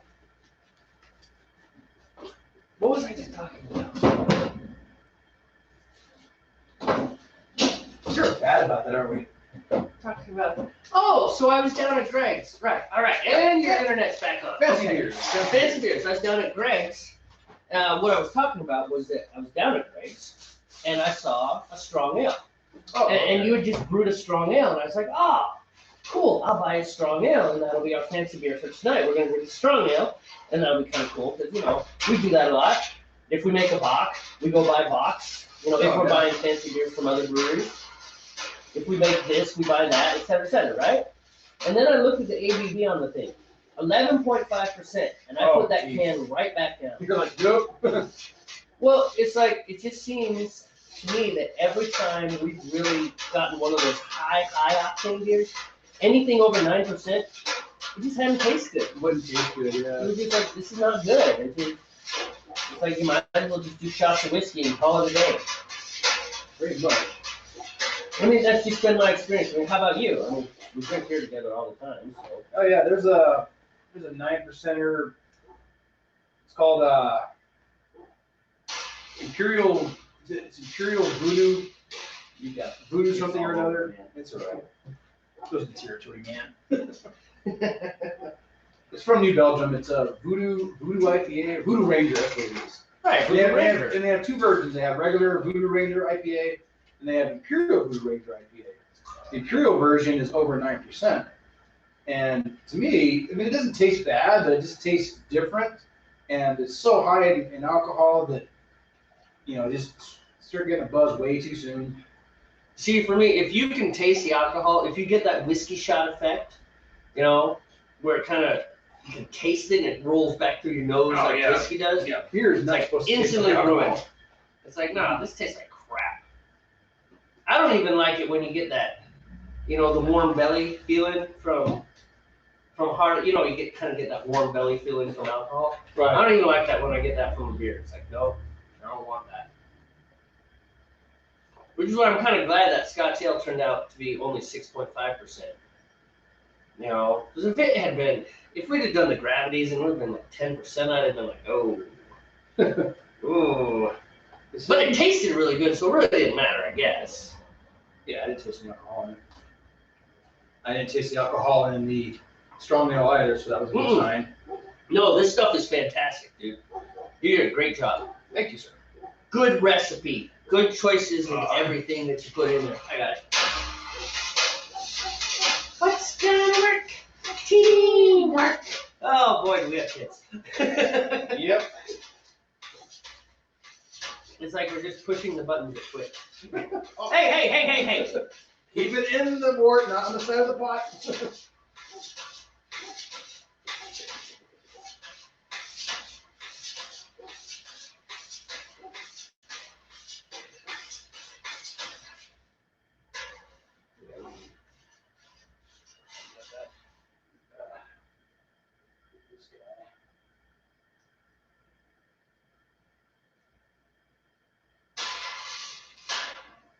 All right. Ladle it.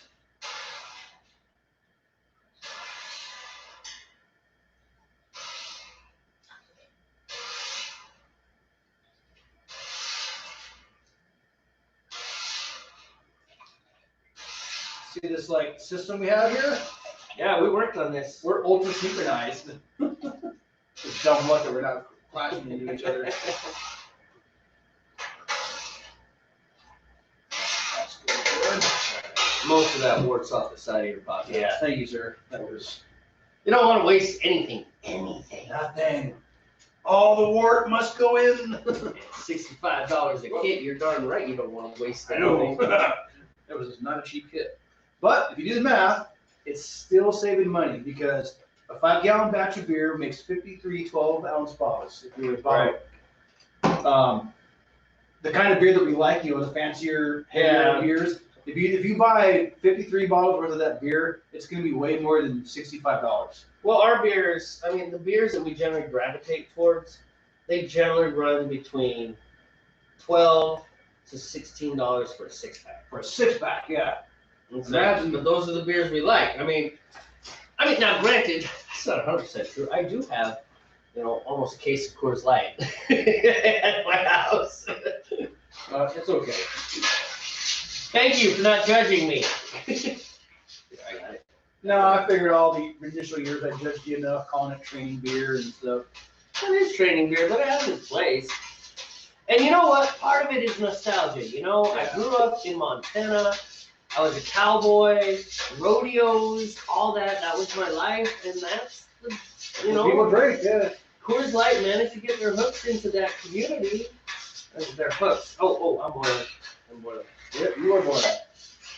That's right. I'll look over here. So you need hops. Right. But before I add hops, I want to get this thing under control. Yeah, here. So we don't have a boil over. Yes. We've had that problem before in the past. A lot.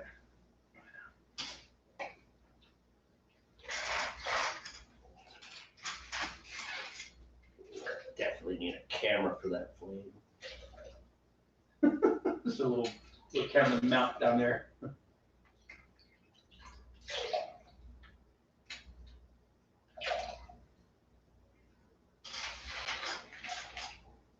I think that's All right. pretty good. Get Good night, about. Gotta do my little shaky stance thing. Careful, don't Pop the lid off like I did. Okay. Hops 1 at 60 minutes. Shaky, shaky, shaky, shaky.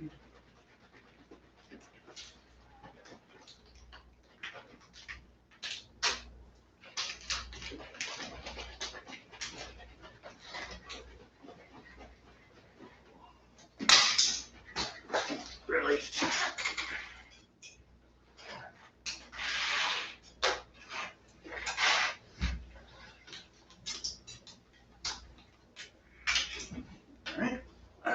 Definitely gonna have to go clean up some more. Slow down, slow down. It's getting a little excited. Getting a little excited, wanting to kind of come up to the top of the pot and then go out. That's not what we want at all. We should grow hops in my upper yard, dude. It's like 300 feet. We could run 3 rows. Oh, That's like 900 feet of hops. full of hops. We should do that, totally. And we could make like the trellises, like say 8 feet tall. Mm-hmm. That way you have enough hops to make a actual amount. Yeah, we can make like 1 beer. I mean, 1 batch.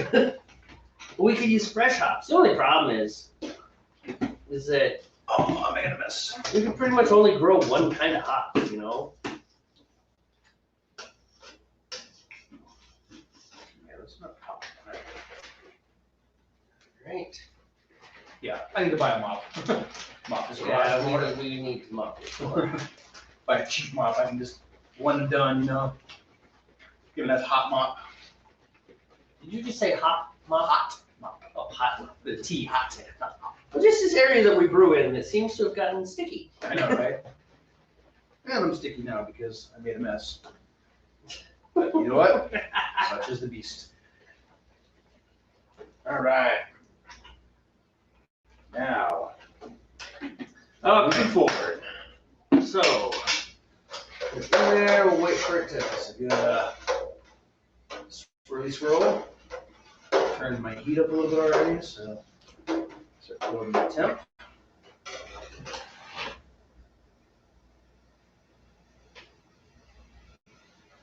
There we go. All right. I'm gonna take care of trash. Trash Okay. moment. I'll be right here. I gotta get this back to the Hey, it's so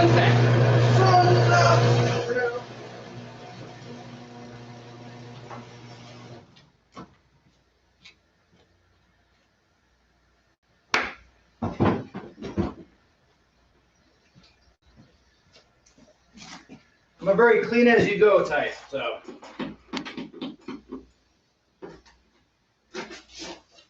Thank you, U.S.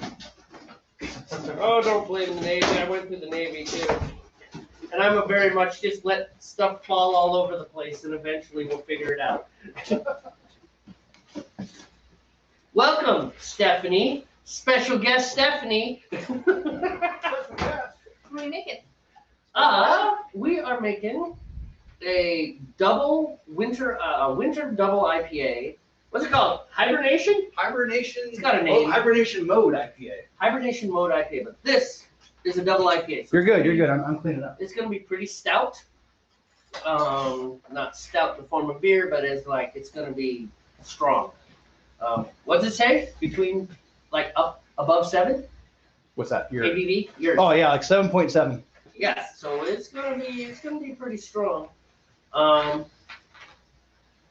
And pretty hoppy. So he's got how many hops? He's got 4 sets of hops. that he's put into it. types of hops. One of them at 0 minute and a dry hop. And a dry hop, right? And he's gone. All right, good. He just leaves. That's the way it is. Here at Northwest Brewmasters Land, we just leave and ignore our friends. Anyways, that's what he's making. So the recipe's right over there. I'll kind of give you an idea of what it'll taste like. It's gonna be, like I said, pretty hoppy. So yeah, it's a dry hop. I don't know if you heard me. Yeah, I did hear you. And then I made fun of you. Really good. I think you all used to that by now. Okay, and mine is much milder. We just kind of ran down the recipe list because I hadn't given any thought to my own recipe, so I'm like, okay, we got to figure out something. So this is just, they call it 6th Street Wheat Beer. Just a simple wheat beer. Much lower ABV, 4.7. Are you having a beer, Stephanie? Yes. Okay, let me get you a glass. Thank you. It's, oh, speaking of which, got a loaf here. Ooh. We need to rectify this problem. We need to get our customized beer glasses. These are not working for me. This is not working. I Full Sail Brewing. I mean, I don't know, Hood River, Oregon. I'm sure they're great guys. You Full Sail guys are great. But I'm not drinking Full Sail beer. I'm drinking Northwest Brewmasters beer that we made ourselves. Now it's gone. Now it's gone.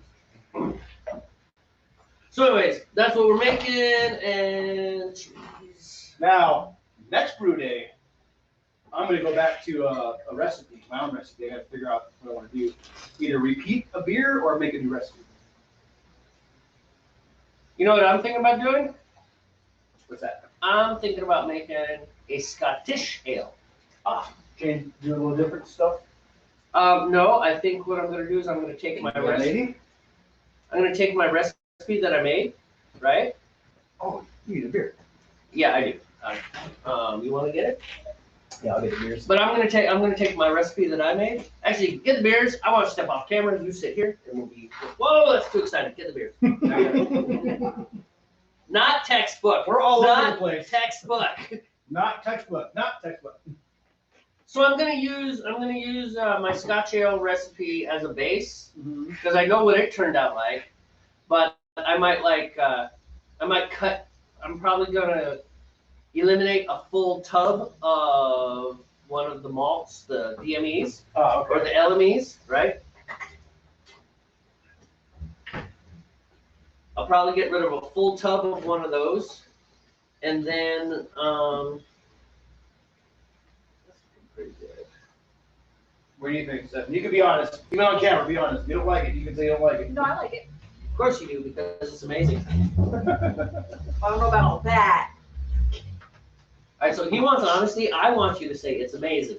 So I don't care about honesty. That's not what I want. Not what I want. Not interested in honesty. All right, I'm gonna step here. My turn. Have a seat. Okay. Entertain our. Are you not entertained? I don't think they are because there's only 11 of them and only Chase has said hi. Well, I bet the 11, the 10 are probably just drive-bys like, oh, never mind. You know? No, I'm sure they're all there The one watching. who legally can't even taste the product is your biggest. Yeah, All right. Our We- biggest fan can't even drink it. We love Chase pretty much. I mean, At one point, he was giving us a hard time, like in the very first couple of episodes. But then after the fact that he came back time and time again, and it was just like, you know what, this kid is here for us. Right? He is supporting us. That's right. We like it. Oh, by the way, textbook. Textbook? Yes. All right. Textbook loyal. You can always just give him a hard time back. Oh, we do. We got He fun. liked We have fun. Oh, we We do. got hard time back. Yeah. At one I point, mean, all jokes aside, we appreciate so at much. one point, we didn't know who he was, and we're like, "Hey, so who are you, Silver Beast Energizer?" He's like, "I'm from Canada." Canada. It's like, Oh, okay. At first we're like, oh, hey, welcome to the show. yeah, and then Yeah. after a bit, Steve's like, "Wait a minute."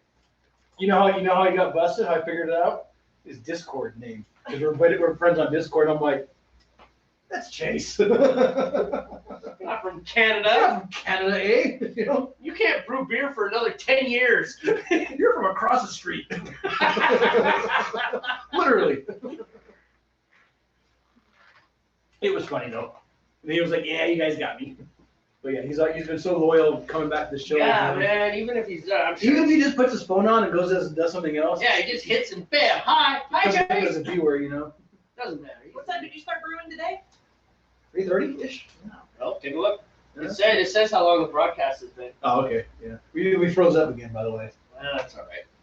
Usually I don't know the exact time, but it starts off. Usually we get started like 3:30. Sometimes 4. It just depends on how much prep. It was like 3:15 today. We're To make you guys feel better, he's actually logged into your broadcasts in the middle of a motocross race. Seriously? That doesn't Wow. really make us feel better.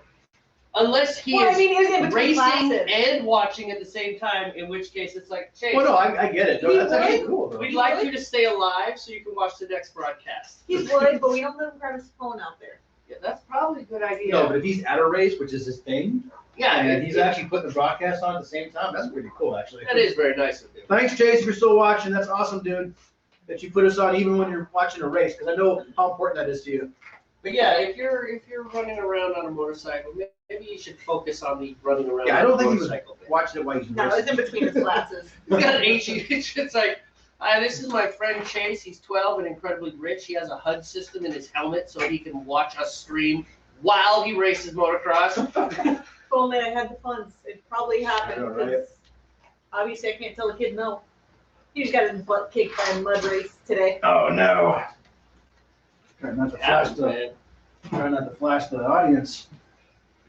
Crack I kills. got an I know. Like that one time. Yeah, if you win all the time, you're obviously not pushing hard enough. Like, All right. you're not in the right level. You need to move to the next level. Getting my clean set up. You want your chair back? Oh, no, you're fine. I got a hot break going, so that's good. A what? It's called the hot break. See how the stuff's kind of moving in there? Uh-huh. Yeah. It's So called But the it's hot not break. quite boiling? Not boiling yet. Yeah. Well, it's more than that. A hot break is actually There's a where, chemical reaction going on. yeah, it's where the proteins, explain a hot break. You know what a hot break is. Or just leave. So I'm this getting my is the hot- part of the show where Stephanie entertains all of you because both of the main hosts have left. And I have no Oh, clue no, what I'm doing. just off camera for a second. Turn some heat on. Getting my hops. I need to fill in my recipe and see what the first hops are. So the Chinook, which are these guys. Here they are. Yeah, these Chinook hops are 12.7 alpha acid, man. Holy crap. Yeah. Yeah, that one's not going to be sweet at all. And then my Centennials go in at 10 minutes left. Oh, and I'm back. Centennials are typically more of a flavoring hop. There you go. I tortured the dog again. Why do you do this to your Evergreen. dogs? Because he yikes it. These are all high alpha, but it doesn't matter though. So, anyways, we'll explain again. These are my dry hops. Since Stephanie brought up, the hot break is a chemical reaction during the boil. A lot of the proteins and a lot of things coagulate together, and that's one of the things that makes a lot of your proteins and things kind of settle out as you do the fermentation thing. It's an important part. It gets rid of a lot of the sediment and the sludge type deal. So you don't have crunchy. Well, it's You have a chewy beer. So a lot of your proteins, when you first have your wort and it's just dissolved, your proteins and your sugars and all things are fully dissolved within the beer, right? And so you don't see them, but as you watch this, like you'll be able to see it better in mine. You'll see like little chunkies will kind of start to come up. And Like then, that? yeah, actually, a lot like that. Can I have that beer, please? I'm sorry to interrupt. Yeah, is that yours? That's mine. Thank you. So anyhow, the hot break is an important part of the brewing process. You have a hot break. There's also a cold break. I think you need a cold crash to get a cold break. That might be one of the reasons we always have chill haze, because we never cold crash. We don't, yeah.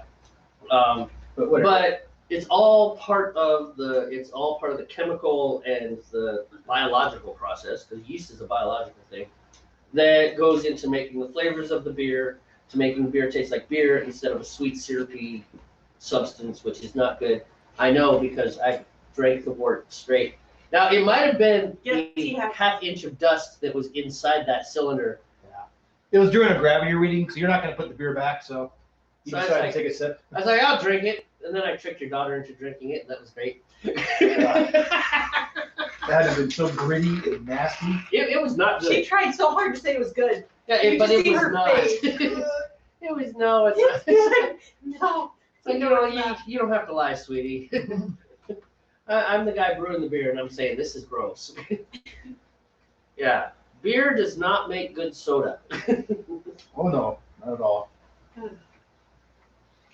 So that's what the hot break is, and you get it during the boil. And that's one of the reasons. I should look it up so I have an iPad somewhere here. Yeah, I will look it up. Your co-host is horrible. Yeah, it's kind of. Every time I come here, guess what? He leaves. Wait a minute. That's okay. You're a good co-host too. You're prettier than him for one thing.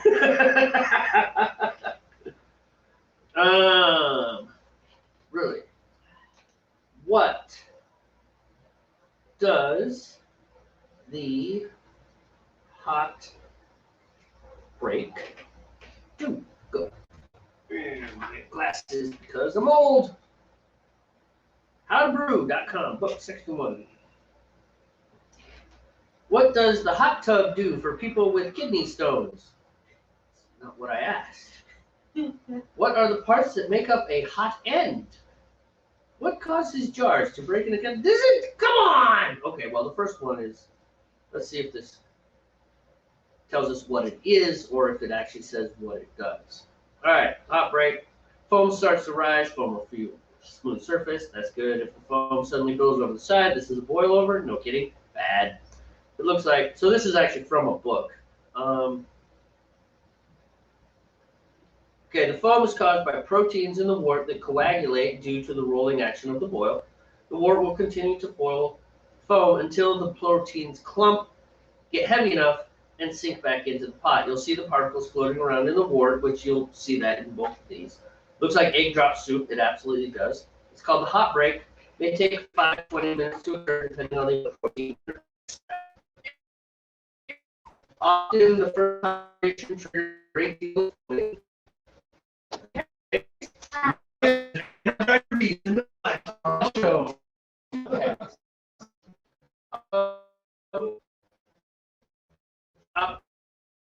And takes off the foam. It does. I recommend a hot break before. Yeah.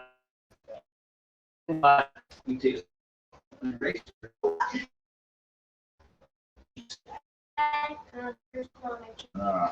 Regrettably, Grab A lot. It was the brutal race. It was wet and mud and it was off the race. right. So Let's slip and slide in. Yeah. You can say that. For once, I actually had to keep my feet down to stay Oh, up. it was. And it was throwing my like body back with the mud because there was mud all over my seat. She left me. I know I left you. It was cold. You weren't under a blanket while making it. You were keeping my left side warm. Well, what about your right side? My right okay, side was fine. we are truly a family broadcast now. All right. Family's here. All Hey, right. but you know what? We're still rated G.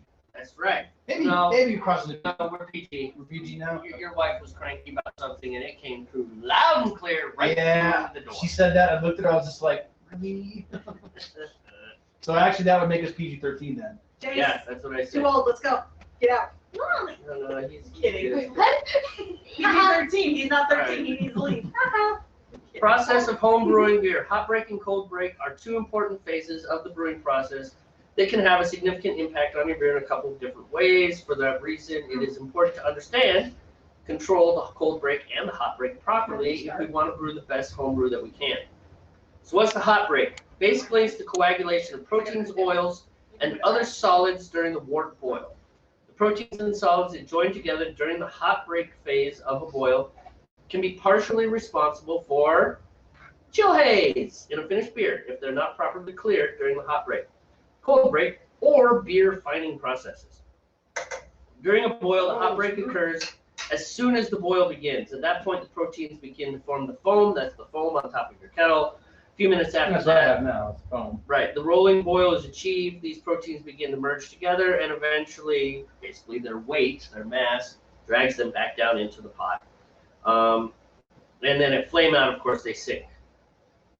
This guy, this is, by the way, this is westcoastbrewer.com. That's where I'm pulling this from, westcoastbrewer.com. A few minutes after the rolling boil, I read that, right?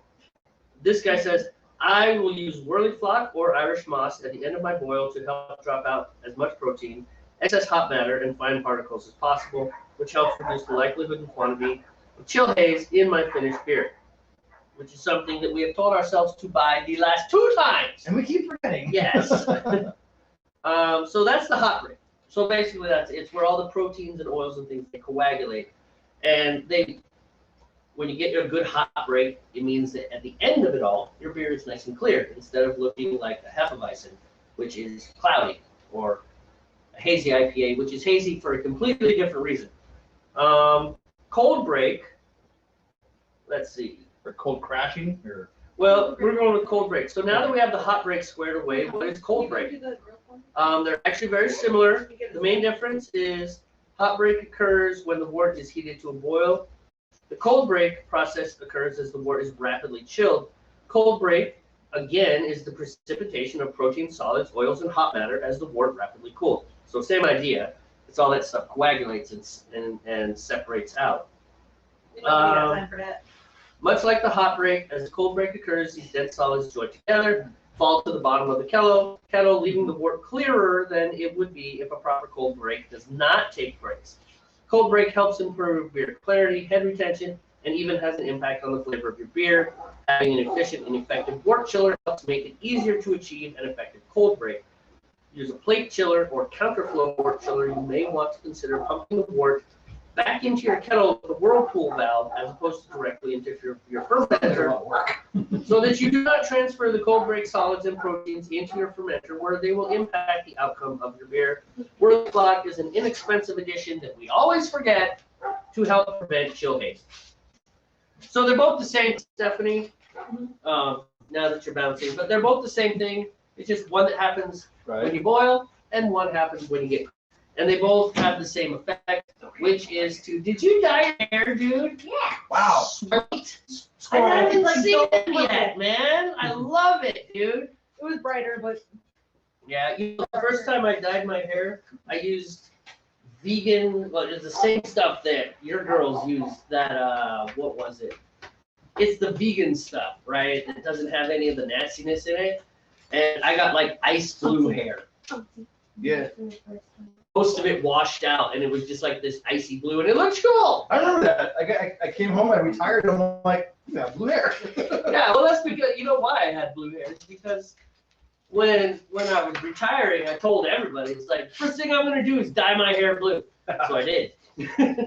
Yeah. It took me like 6 weeks to get a good Solid solid long, dark you had blue. long going for a while. Oh, heck yeah, I had long It was hair. kind of funny when I came back and you had your long hair going. You reminded me of your dad, actually. Well, yeah, my dad has long hair right now. Right, that's what I mean. I was like, you look like your dad, even more like your dad with the hair, you know. how are you wearing shorts? Don't ask questions. Northwestern people. The thing is, don't ask questions that you don't want answers to. You know what's gonna happen? He's like, I'm cold. Can you hold me? It's like, no, freeze. You decided to wear shorts. You brought this on. You haven't even boiled yet, have you? No, I'm not boiled yet. You might want to just Oh. get it. I'm getting ready to start. Look, I can see the bubbles. The bubblies. You know a big difference between your pot and my pot? Yours is bigger. Yours is taller, man. It's not bigger, it's taller. Well, maybe it is bigger. Yeah. Like maybe it has more volume. I have roller. But the difference is that there is much less time to react to a boil over with yours than there is to mine. I know, right? When yours goes for the edge, you better be on it, bro. Because I got a couple seconds. Bruh. Bruh. All right, I have achieved boil. It's a little more aggressive than I need. Wait, let me stir. That way you don't. Wait, give me a second. Get this stuff. I'm gonna do very little pours in there, Go ahead. like little bits at a time, Why little bits at a time? so we don't get a boil over. Because when you add the hops, for some reason, this stuff gets excited. It likes to go kind of like Mentos in a soda, but not Yeah, not as bad. Not quite as bad as that, but still, it does that. And we have a history here at the Northwest Brewmeisters of pouring beer all over the floor. Yeah, it happened on the front porch. We used to brew outside over there. Mhm. I Like, remember there was that. this like huge boil over. We're like, ah! Yeah, it's just beer. It's not like oil where it's extremely flammable. I know, right? All right. Yeah, like the turkey fryer stuff. Yeah, man, seriously. All right, I think we are doing good. You're safe now. We're safe. The did not have a boil over. We feel proud of ourselves for that. Yay. No boil over. Yay! I feel like you're mocking me, to be honest. What's wrong is by stirring it like that, you lose your heat. Yeah, I So lost. it's a give and take thing. So It took me a couple seconds to get back to a boil too. There you go. You're back there. all right, I have my timer preset. So I'm gonna hit start. Are you eating dinner with us, Jamie? Yeah, I'll probably grab something to eat. Grilling up some steaks. I mean, there's like 6 of you in this house and you make enough food for 40 people. So yeah, I'll probably eat some. There it is. It's not textbook Good, yet. we got a steak just for you. Okay, I will eat that steak. I'm Almost. totally down with that. You remind me when I was young, my friend Brandon, his dad did not know how to make food. And the next color. We are not political here at Northwest Brewmeisters. I We said are just boy- let's go, Brandon. Yeah, right. And like, there's a single person in the United States that doesn't know what that means at this point. We are non-controversial. We do not want to lose any of our 12 viewers, We were one of which is your kid. like you would ever lose that little bit. I know. Son of a jackal.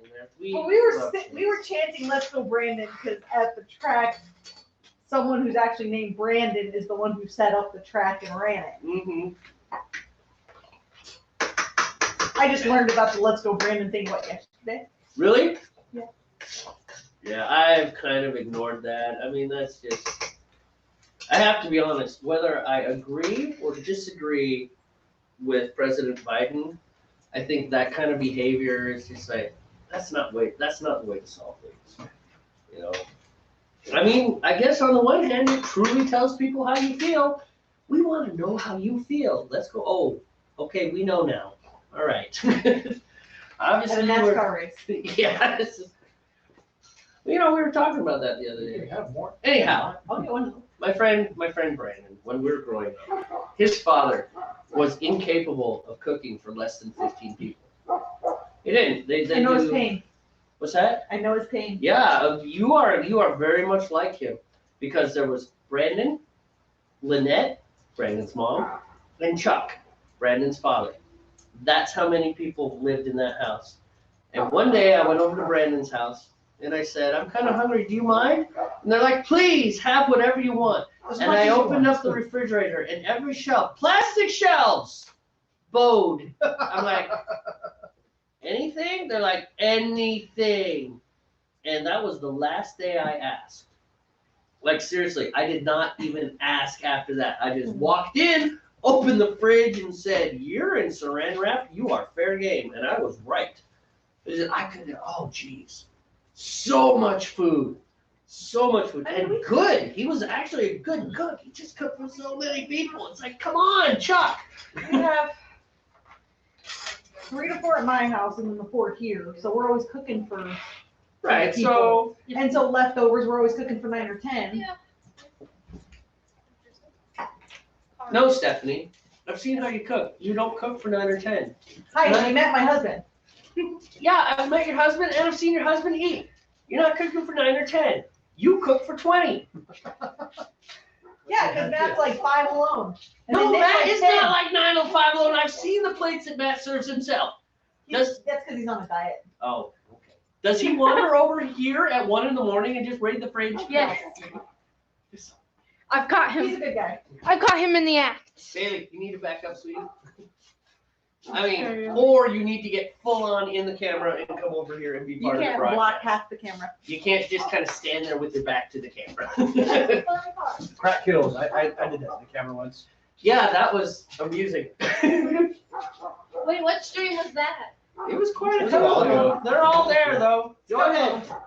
What You can happened? rewatch the Not hours yet. and hours of beer brewing that we have on the internet. Oh, aggression. Oh, not careful, careful. That was Did I not, tell you? That was not. He put textbook. shoes on, holy cow.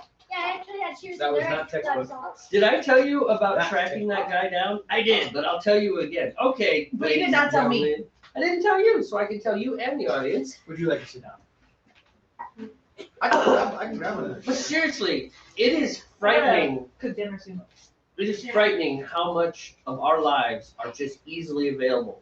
This guy came in and bought something at the store the other day. You did tell me about this, yeah. Right, and I didn't punch enough buttons on the credit card machine. So it was a $163 item and I charged him $16.30. I was Great like, discount. oh, that's bad. So his credit card slip comes out and I get his name. I'm like, oh, okay. Well, what the heck? Maybe I can find him. Maybe he actually still has a landline. He didn't, by the way. I throw his name in there. Facebook comes up. I'm like, what the heck? I have a policy of not logging on to Facebook at work. I don't do it. I don't do Facebook. I don't do Twitter at work. I mean, that's kind of a Navy throwback or something. Just Maybe. because my boss really doesn't care. He's very much, as long as the work that needs to be done gets done, I don't care, you know? So, anyhow, I log on to Facebook, drag him down. His Facebook is wide open. I mean, just wide open, just all sorts of stuff. However, he wasn't one of those guys that decided to fill out the phone number app, which is actually good on him. For those of you watching, do not put your phone number on your socials. Don't do it. That is just so dangerous. Or at least lock it down. Lock it down, yeah. But seriously, I found out where this guy lives. Like, I found his address, and it was his address. It's like, wow. Now, that wasn't from Facebook. That was from something else. There are sites out there that Google your name and see what comes up. I do, and pretty much just awesome things float across. I Googled my friend's name and phone numbers, address, everything Age. minus their social security number popped up. Yep, it is crazy. Date of birth. So anyhow, I couldn't get a hold of him because I didn't have the phone number. But then I'm scrolling down a friends list, right? And I see a kid, it's his son. I'm like, oh, okay. And so the last time this guy had updated his Facebook was like 5 years ago. 2012 or something Yeah, like that. it was a long It was time ago. ridiculous, yeah. So I clicked on his son, and the last time his son had updated his Facebook was 14 minutes ago.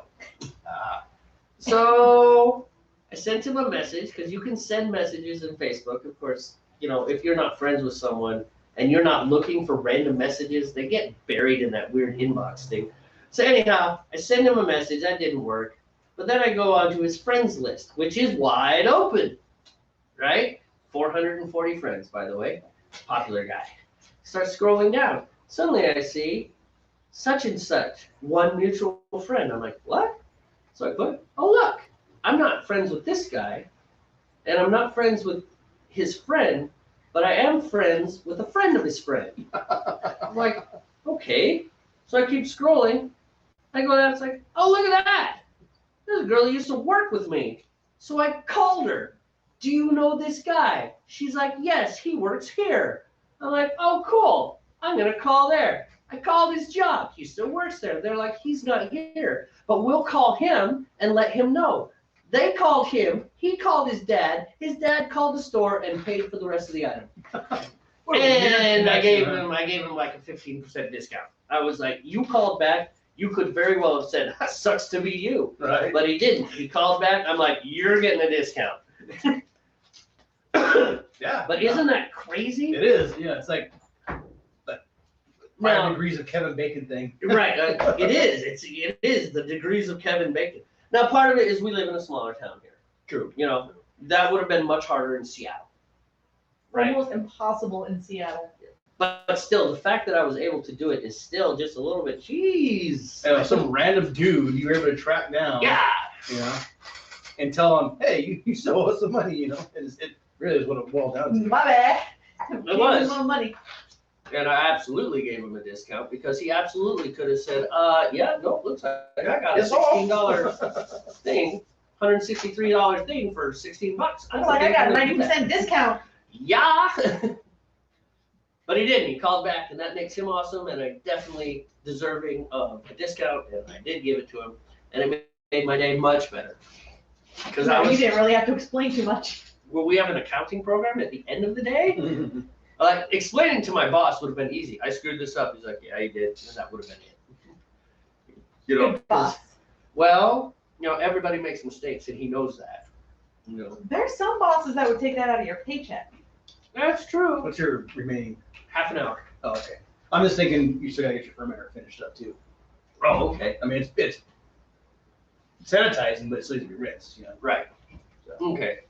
We'll go for Maybe a like while just in longer. your mind too. I mean, We we're- got time, man. We're at 2 hours and 1 minute, so you know, 1 minute. rolling up on closing it down. It's It's not alright. bad. We did like a 4-hour video one time. We did. That was a really long one. Wow, that was crazy. I mean, It's but fine. our average video is 2.5 hours. Right. Dude. It's like they are long. Yeah, it's fine. It's fun, man. You know, if it's someone who's watching the replay, they can always go Oh, they can scroll as fast. scroll and past see all funny the parts. dumb things we say sometimes and get to the point, you know. But then again, we don't really have a point much. We just kind of talk with No, we whatever. ramble. At one point, we tried to have a script. It failed We did, miserably, yeah, so failed. we went with rambling. We're Because good with rambling. we would finish the script in like the first 10 minutes. It's like, all right, now what? Yeah, now we're just gonna stare at the camera. And so yeah, it just kind of evolved where we would talk about whatever, and then we kind of steer back into the beer thing. Whatever the next step would be, we talk about the beer, and then go back on the tangent Rambling is the conversation. best. You know? Yeah, or like occasionally you'll ask a question and then we can talk about something. Yeah. This is the hot break. This is something What is we a hot break? Ooh, obviously good don't know as question. much about as we should. Let's study ourselves. I don't know what it is. I know it's important. I like how they It's said supposed to happen. Portland break was an important step and not that important. But if you're not selling it, does it matter if it's hazy or not? No, it doesn't. And all our beers do have a chill haze. I think part of it is that we don't use the whirly flock, and so it's just there's little particles that are in suspension. So you don't use the whirly bird? Whirly bird. Well, they call it whirly flock or Irish moss. Well, they're two different things. Is Whirly whirly flock flock a chemical? yeah, it's like Is a little it tablet. chemi- It's Well, like I a know what tablet. it is. I mean that. But No, I is think it it's a chemical. or It's is a it chemical, yeah. Irish And then- moss is Natural. some sort of plant. Yeah. Moss? It is It's moss. Irish. It's an Irish moss? It's moss from Ireland. Yes, Apparently. that's what it is. Moss from Ireland. That might be why they call it Irish moss. You never know. It could have nothing to do with Ireland, like the French horn, which is neither a horn nor from France. It's kind of a horn, but it's not really a horn. It's really weird. The French horn is a weird instrument. I used to play the French horn and the double French horn in high school. Really? And you're right. In the hoity-toity, and the pinky in the air. People who drink their beer like this. Bing.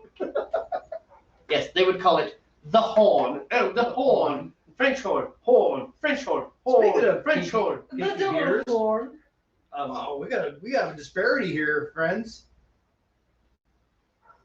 You be quiet. I have been busily entertaining the 16 viewers. 16. Thank you very much. I've been entertaining. What have you been doing? Nothing. Listening to me because I've been entertaining you as well. That's right. Entertainer. Thank you. That's what I am entertained. Yeah, What entertain are me with you more. doing? Aha! See? See? She's on point. Shut up. I'll get my own beer when In his it's time. defense, that was my first one, so. I know. I'm just giving crap. We all remember each other. I Especially gotta when defend them sometimes. I know it's okay. You can play devil's advocate. Hey, when is your next Hops edition, Steve? The 10-minute remain. I got ways to go, bro. Oh, actually, it's And my Hops is at 5. Oh, that's Nope, right. it's on- We have Oh, the same okay. amount. I just put mine on. Aw, twinsies. I put mine on the left. Twinsies. What? There's some significant anatomical differences that make this impossible. Not necessarily. A rainbow. Okay, cool. That and the fact that your parents aren't related, mother, No. father, anything. Don't talk about that. We don't talk about that. Well, I mean, it would be better. I mean, it's better. Ooh, a little aggressive. I mean, the other option is that your parents are like sister and brother, and that'd be. Whoa, whoa.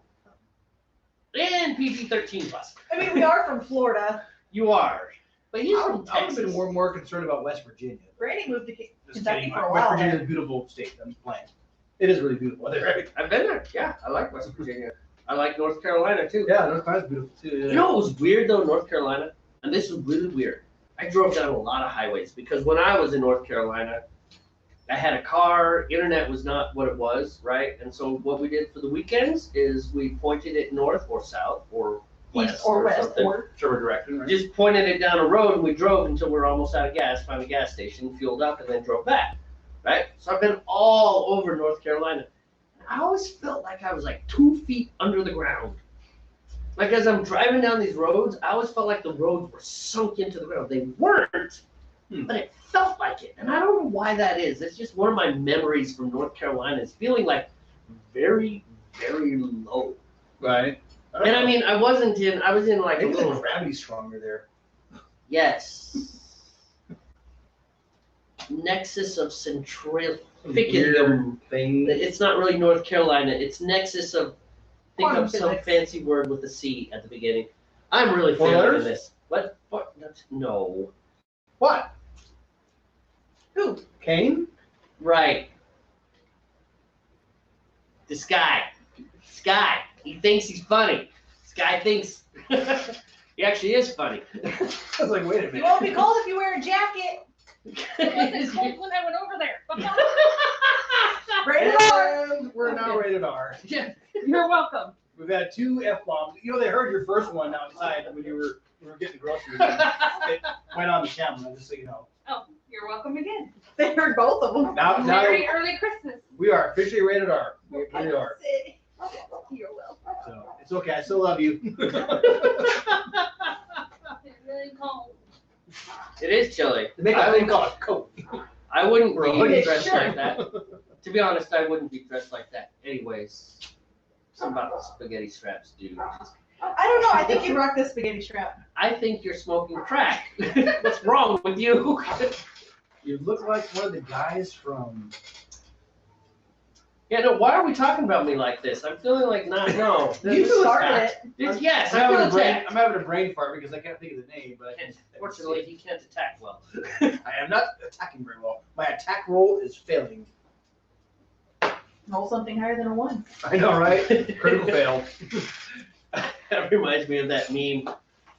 I wish I could remember the exact wording because the wording was hilarious, but it was a D&D meme and it was about a dwarf who fell off a thing, and the player says, "I rolled a fly" or something, and they're like, "Okay, whatever." He rolls and he rolls a natural 20, and it's like, and the party looks on in amazement as a 500-pound dwarf floats up into the sky. It's just like, Really? Speaking of natural 20s, the you know my friend Jonathan, his girlfriend Lila has a shirt that has 2 like 20-sided dice where her boobs are, you know, with 20s on, and it says yes, they're natural. That's her gaming shirt. That's It's just like that is funny actually. It is funny. Oh. Man. Look at that beautiful, beautiful pour, man. That was like, that's a textbook pour. 3/4 of an inch of head, and the rest all natural brew. Ladies man. and gentlemen, textbook pour. Resurrection Strong Ale Chill haze. with chill haze. But you know what? Chill haze does not affect the flavor. It just the way it looks. It doesn't affect the flavor of the beer though. That is no kidding. So, And this stuff tastes great. Yes, it does. yeah, I was so Awesome. upset at first. I'm like, oh no, it's so sweet. It's like a dessert beer, you know. It really was. It was too I felt sweet. the same. I felt the same way about my Scotch ale. Yeah. It's like, but I mean, yours was sweet, right? But mine, man, when we tasted it when it came out of the primary, So you want to talk about sweet? We went to. Totally. You're welcome. keep going. What is it? story Rockfish is nuts. in Anacortes? Yep. Yeah, the Well, they have a rock. cream bee ale, and it's made with like 40 pounds of honey in every bag. Very light and sweet. It's delicious. Is it sweet, like sugary sweet though? Not quite, but it was definitely, you could definitely tell it's a sweeter one. Well, so this There's is delicious. considered this is definitely considered a sweet beer, right? But it's not like a Pepsi, right? I mean, me and Steve drank one. It was just called Double Bock. I forget the brewery. It's not important. We didn't like it. This stuff was like a soft drink. Yeah. It was just like, I mean, it was sugary. it was, paired well with carrot cake, apparently. Oh yes. Oh my goodness. It was delicious with carrot cake. Your fermenter. What? Your fermenter. Oh right. All right, it's going to be rinsed. It's got to be rinsed. Well, we got time. Okay. You got time. You got time. You got time. I got 16 minutes until I have to throw my next hops. Oh. And then we can just, like, seriously. It just feels like the time is going by quicker. I guess not then. Yeah, but the other thing is, like, really, like, we can put this right, especially since it stopped raining, which is nice. Thankfully. Yeah, throw the water chiller in, aim that down there. I'll go rinse it while it chills. Right. It's going to take a few minutes to chill. Yeah, it'll take, and so I'll go do that. And then, yeah. But yes, I do appreciate what you're saying. You're right. I still got to rinse all the gear too, like our funnel and our locks and all Yeah. that stuff. So, well, we're already ready to our gear and all that shit we have in there. So And we are firmly in our care territory. we've already been there with the 2 F-bombs. I know. Even though the connotation was not Yes. sexual, God bless your wife. but still, the fact that we're dropped, yeah, there was 2 of them. We officially crossed into R. We were doing really, really, really good though. Considering, it's bouncing between 2 and 3 sailors. Right? I know, right? We have 3 sailors in the room, and we were able to keep it clean. You know, We're still and getting the non-sailor who's never been in the military dropped the F-bombs. Yeah. We're like, what's in the 3 of us? I know, right? I know. Ladies and gentlemen, my wife. It's okay. It's okay. We still love her. We don't get bent about that sort of things. That's one of the reasons I You should like. hear us off camera. It's okay. That's one of the reasons I like my church. I mean, it's not as though you're gonna walk into the basement of my church and hear people cursing a blue streak. Right. But at the same time, if someone does swear a bit, Nobody They don't lose flips their out. mind. yeah, they don't flip out at all. It's just like, yeah. I guess it's part of that. There are more important things to worry about. Than someone who dropped an S-bomb or something. There Yes. are worse sins in the world than Did- your did- language. Didn't one year Jaime drop an F-bomb in church? No, he didn't. So Jaime has said, "God damn it" in church. That was bad. That was not good. That one actually is Many something. people- Like, oh. Well, no, because But that was a different church, though, right? No, it's this It church. was this church? Okay. Yeah, my whole church knows Jaime, and they know that he has autism, and they know that when Jaime says something like that, He's not trying to be. he's not Yeah. actually swearing. He's echoing something that he He's heard on the scripting, video. Yeah, and that one just came out just randomly. But sometimes, like, it was like a couple years ago or something. I go down, and there are 4 or 5 of the church women, and they were cackling. These women were cackling. They're like, and I walked around, and they all looked at me and smiled and cackled even louder. And I'm like, what? And they said, you should hear your son. I'm like, what? Oh, what And did about you- that time, my kid comes rocking around the house. What the hell? What the hell? What the hell? And walks down the hall saying, what the hell? Just repeating it. What the hell? I'm like, Jaime, what are you doing? He picked it up off a video somewhere. What the hell? And these women were just, they were just dying laughing. They the funniest thing to them in the world. It's like, thank you. Oh boy. Little shirt bitty hens. It's like, I hate all of you. But it's a big difference, right? It's raining again. So my kid, uh-oh. Well, maybe we'll put it on the inside of the door and aim the work chiller out. Yeah, we can put on the porch. We can wash do We can wash the back end of your. I know, right? Wash off the cars a little bit. So, like in my other church, right, the Protestant church that I was in, Jaime said something. He said fish. Literally, he did. He said fish, but Jaime didn't pronounce very well, which is not entire. Jaime pronounced exactly the way the video that he was copying pronounced. So Jaime pronounces correctly. So if you want to hear how horrible enunciation is, just watch Jaime copy it. Because Jaime doesn't turn things into words. We turn things into words, right? So you hear a bad lyrics on a song, because we already have like a schema of what the words should be. Preconditioned thing. We put the words in there, unless they're really bad. Like wrapped up like a douche in the middle of the night. Nobody really knows. Is that really? Nobody knows that one. Deuce. Is it deuce? Yeah, it's deuce. All right, so Deuce. but for a lot of like that and Pearl Jam, nobody can really figure out Pearl Jam. I mean, Except for Pearl Jam, and I don't even think Pearl Jam can figure out Pearl Jam. Nobody knows those lyrics. But for the most part, the point being, if we don't enunciate very clearly when we sing, our listeners, pretend I'm the singer. You're the listeners, and I'm singing something that is mainly comprehensible. You guys put the words in. Right. Jaime doesn't do that. Just fill in the blanks, yeah. Jaime just spits out exactly the sounds that you say. So fish turns into bitch pretty quickly. And he said that in my old church. And there was this girl who was just mortified. And I looked at her and I said, her name. We'll just delete her name out. I was like, you need to calm down. First of all, he said the word fish. Second of all, if he had said bitch, and I did say to her, I said, if he had said bitch, really? Who cares? Yeah. And she was half mortified when I said that to her. She said, you can't say that. It's like, yes, I can. I wasn't a real jerk and said it 6-7 times more. Just Bitch. Yeah. I probably Like will. Cartman style, Yeah, I mean, I didn't do that, but seriously, it's like, come on. Well, did you ever not watch a kennel show? Kennel show? What's a kennel show? Well, it's a show like a kennel club show. About dogs. About dogs. Oh. They use the word bitch all the time to refer to the female dog. Mm-hmm. But it's the context that they're using it in. It's Well, of not, course.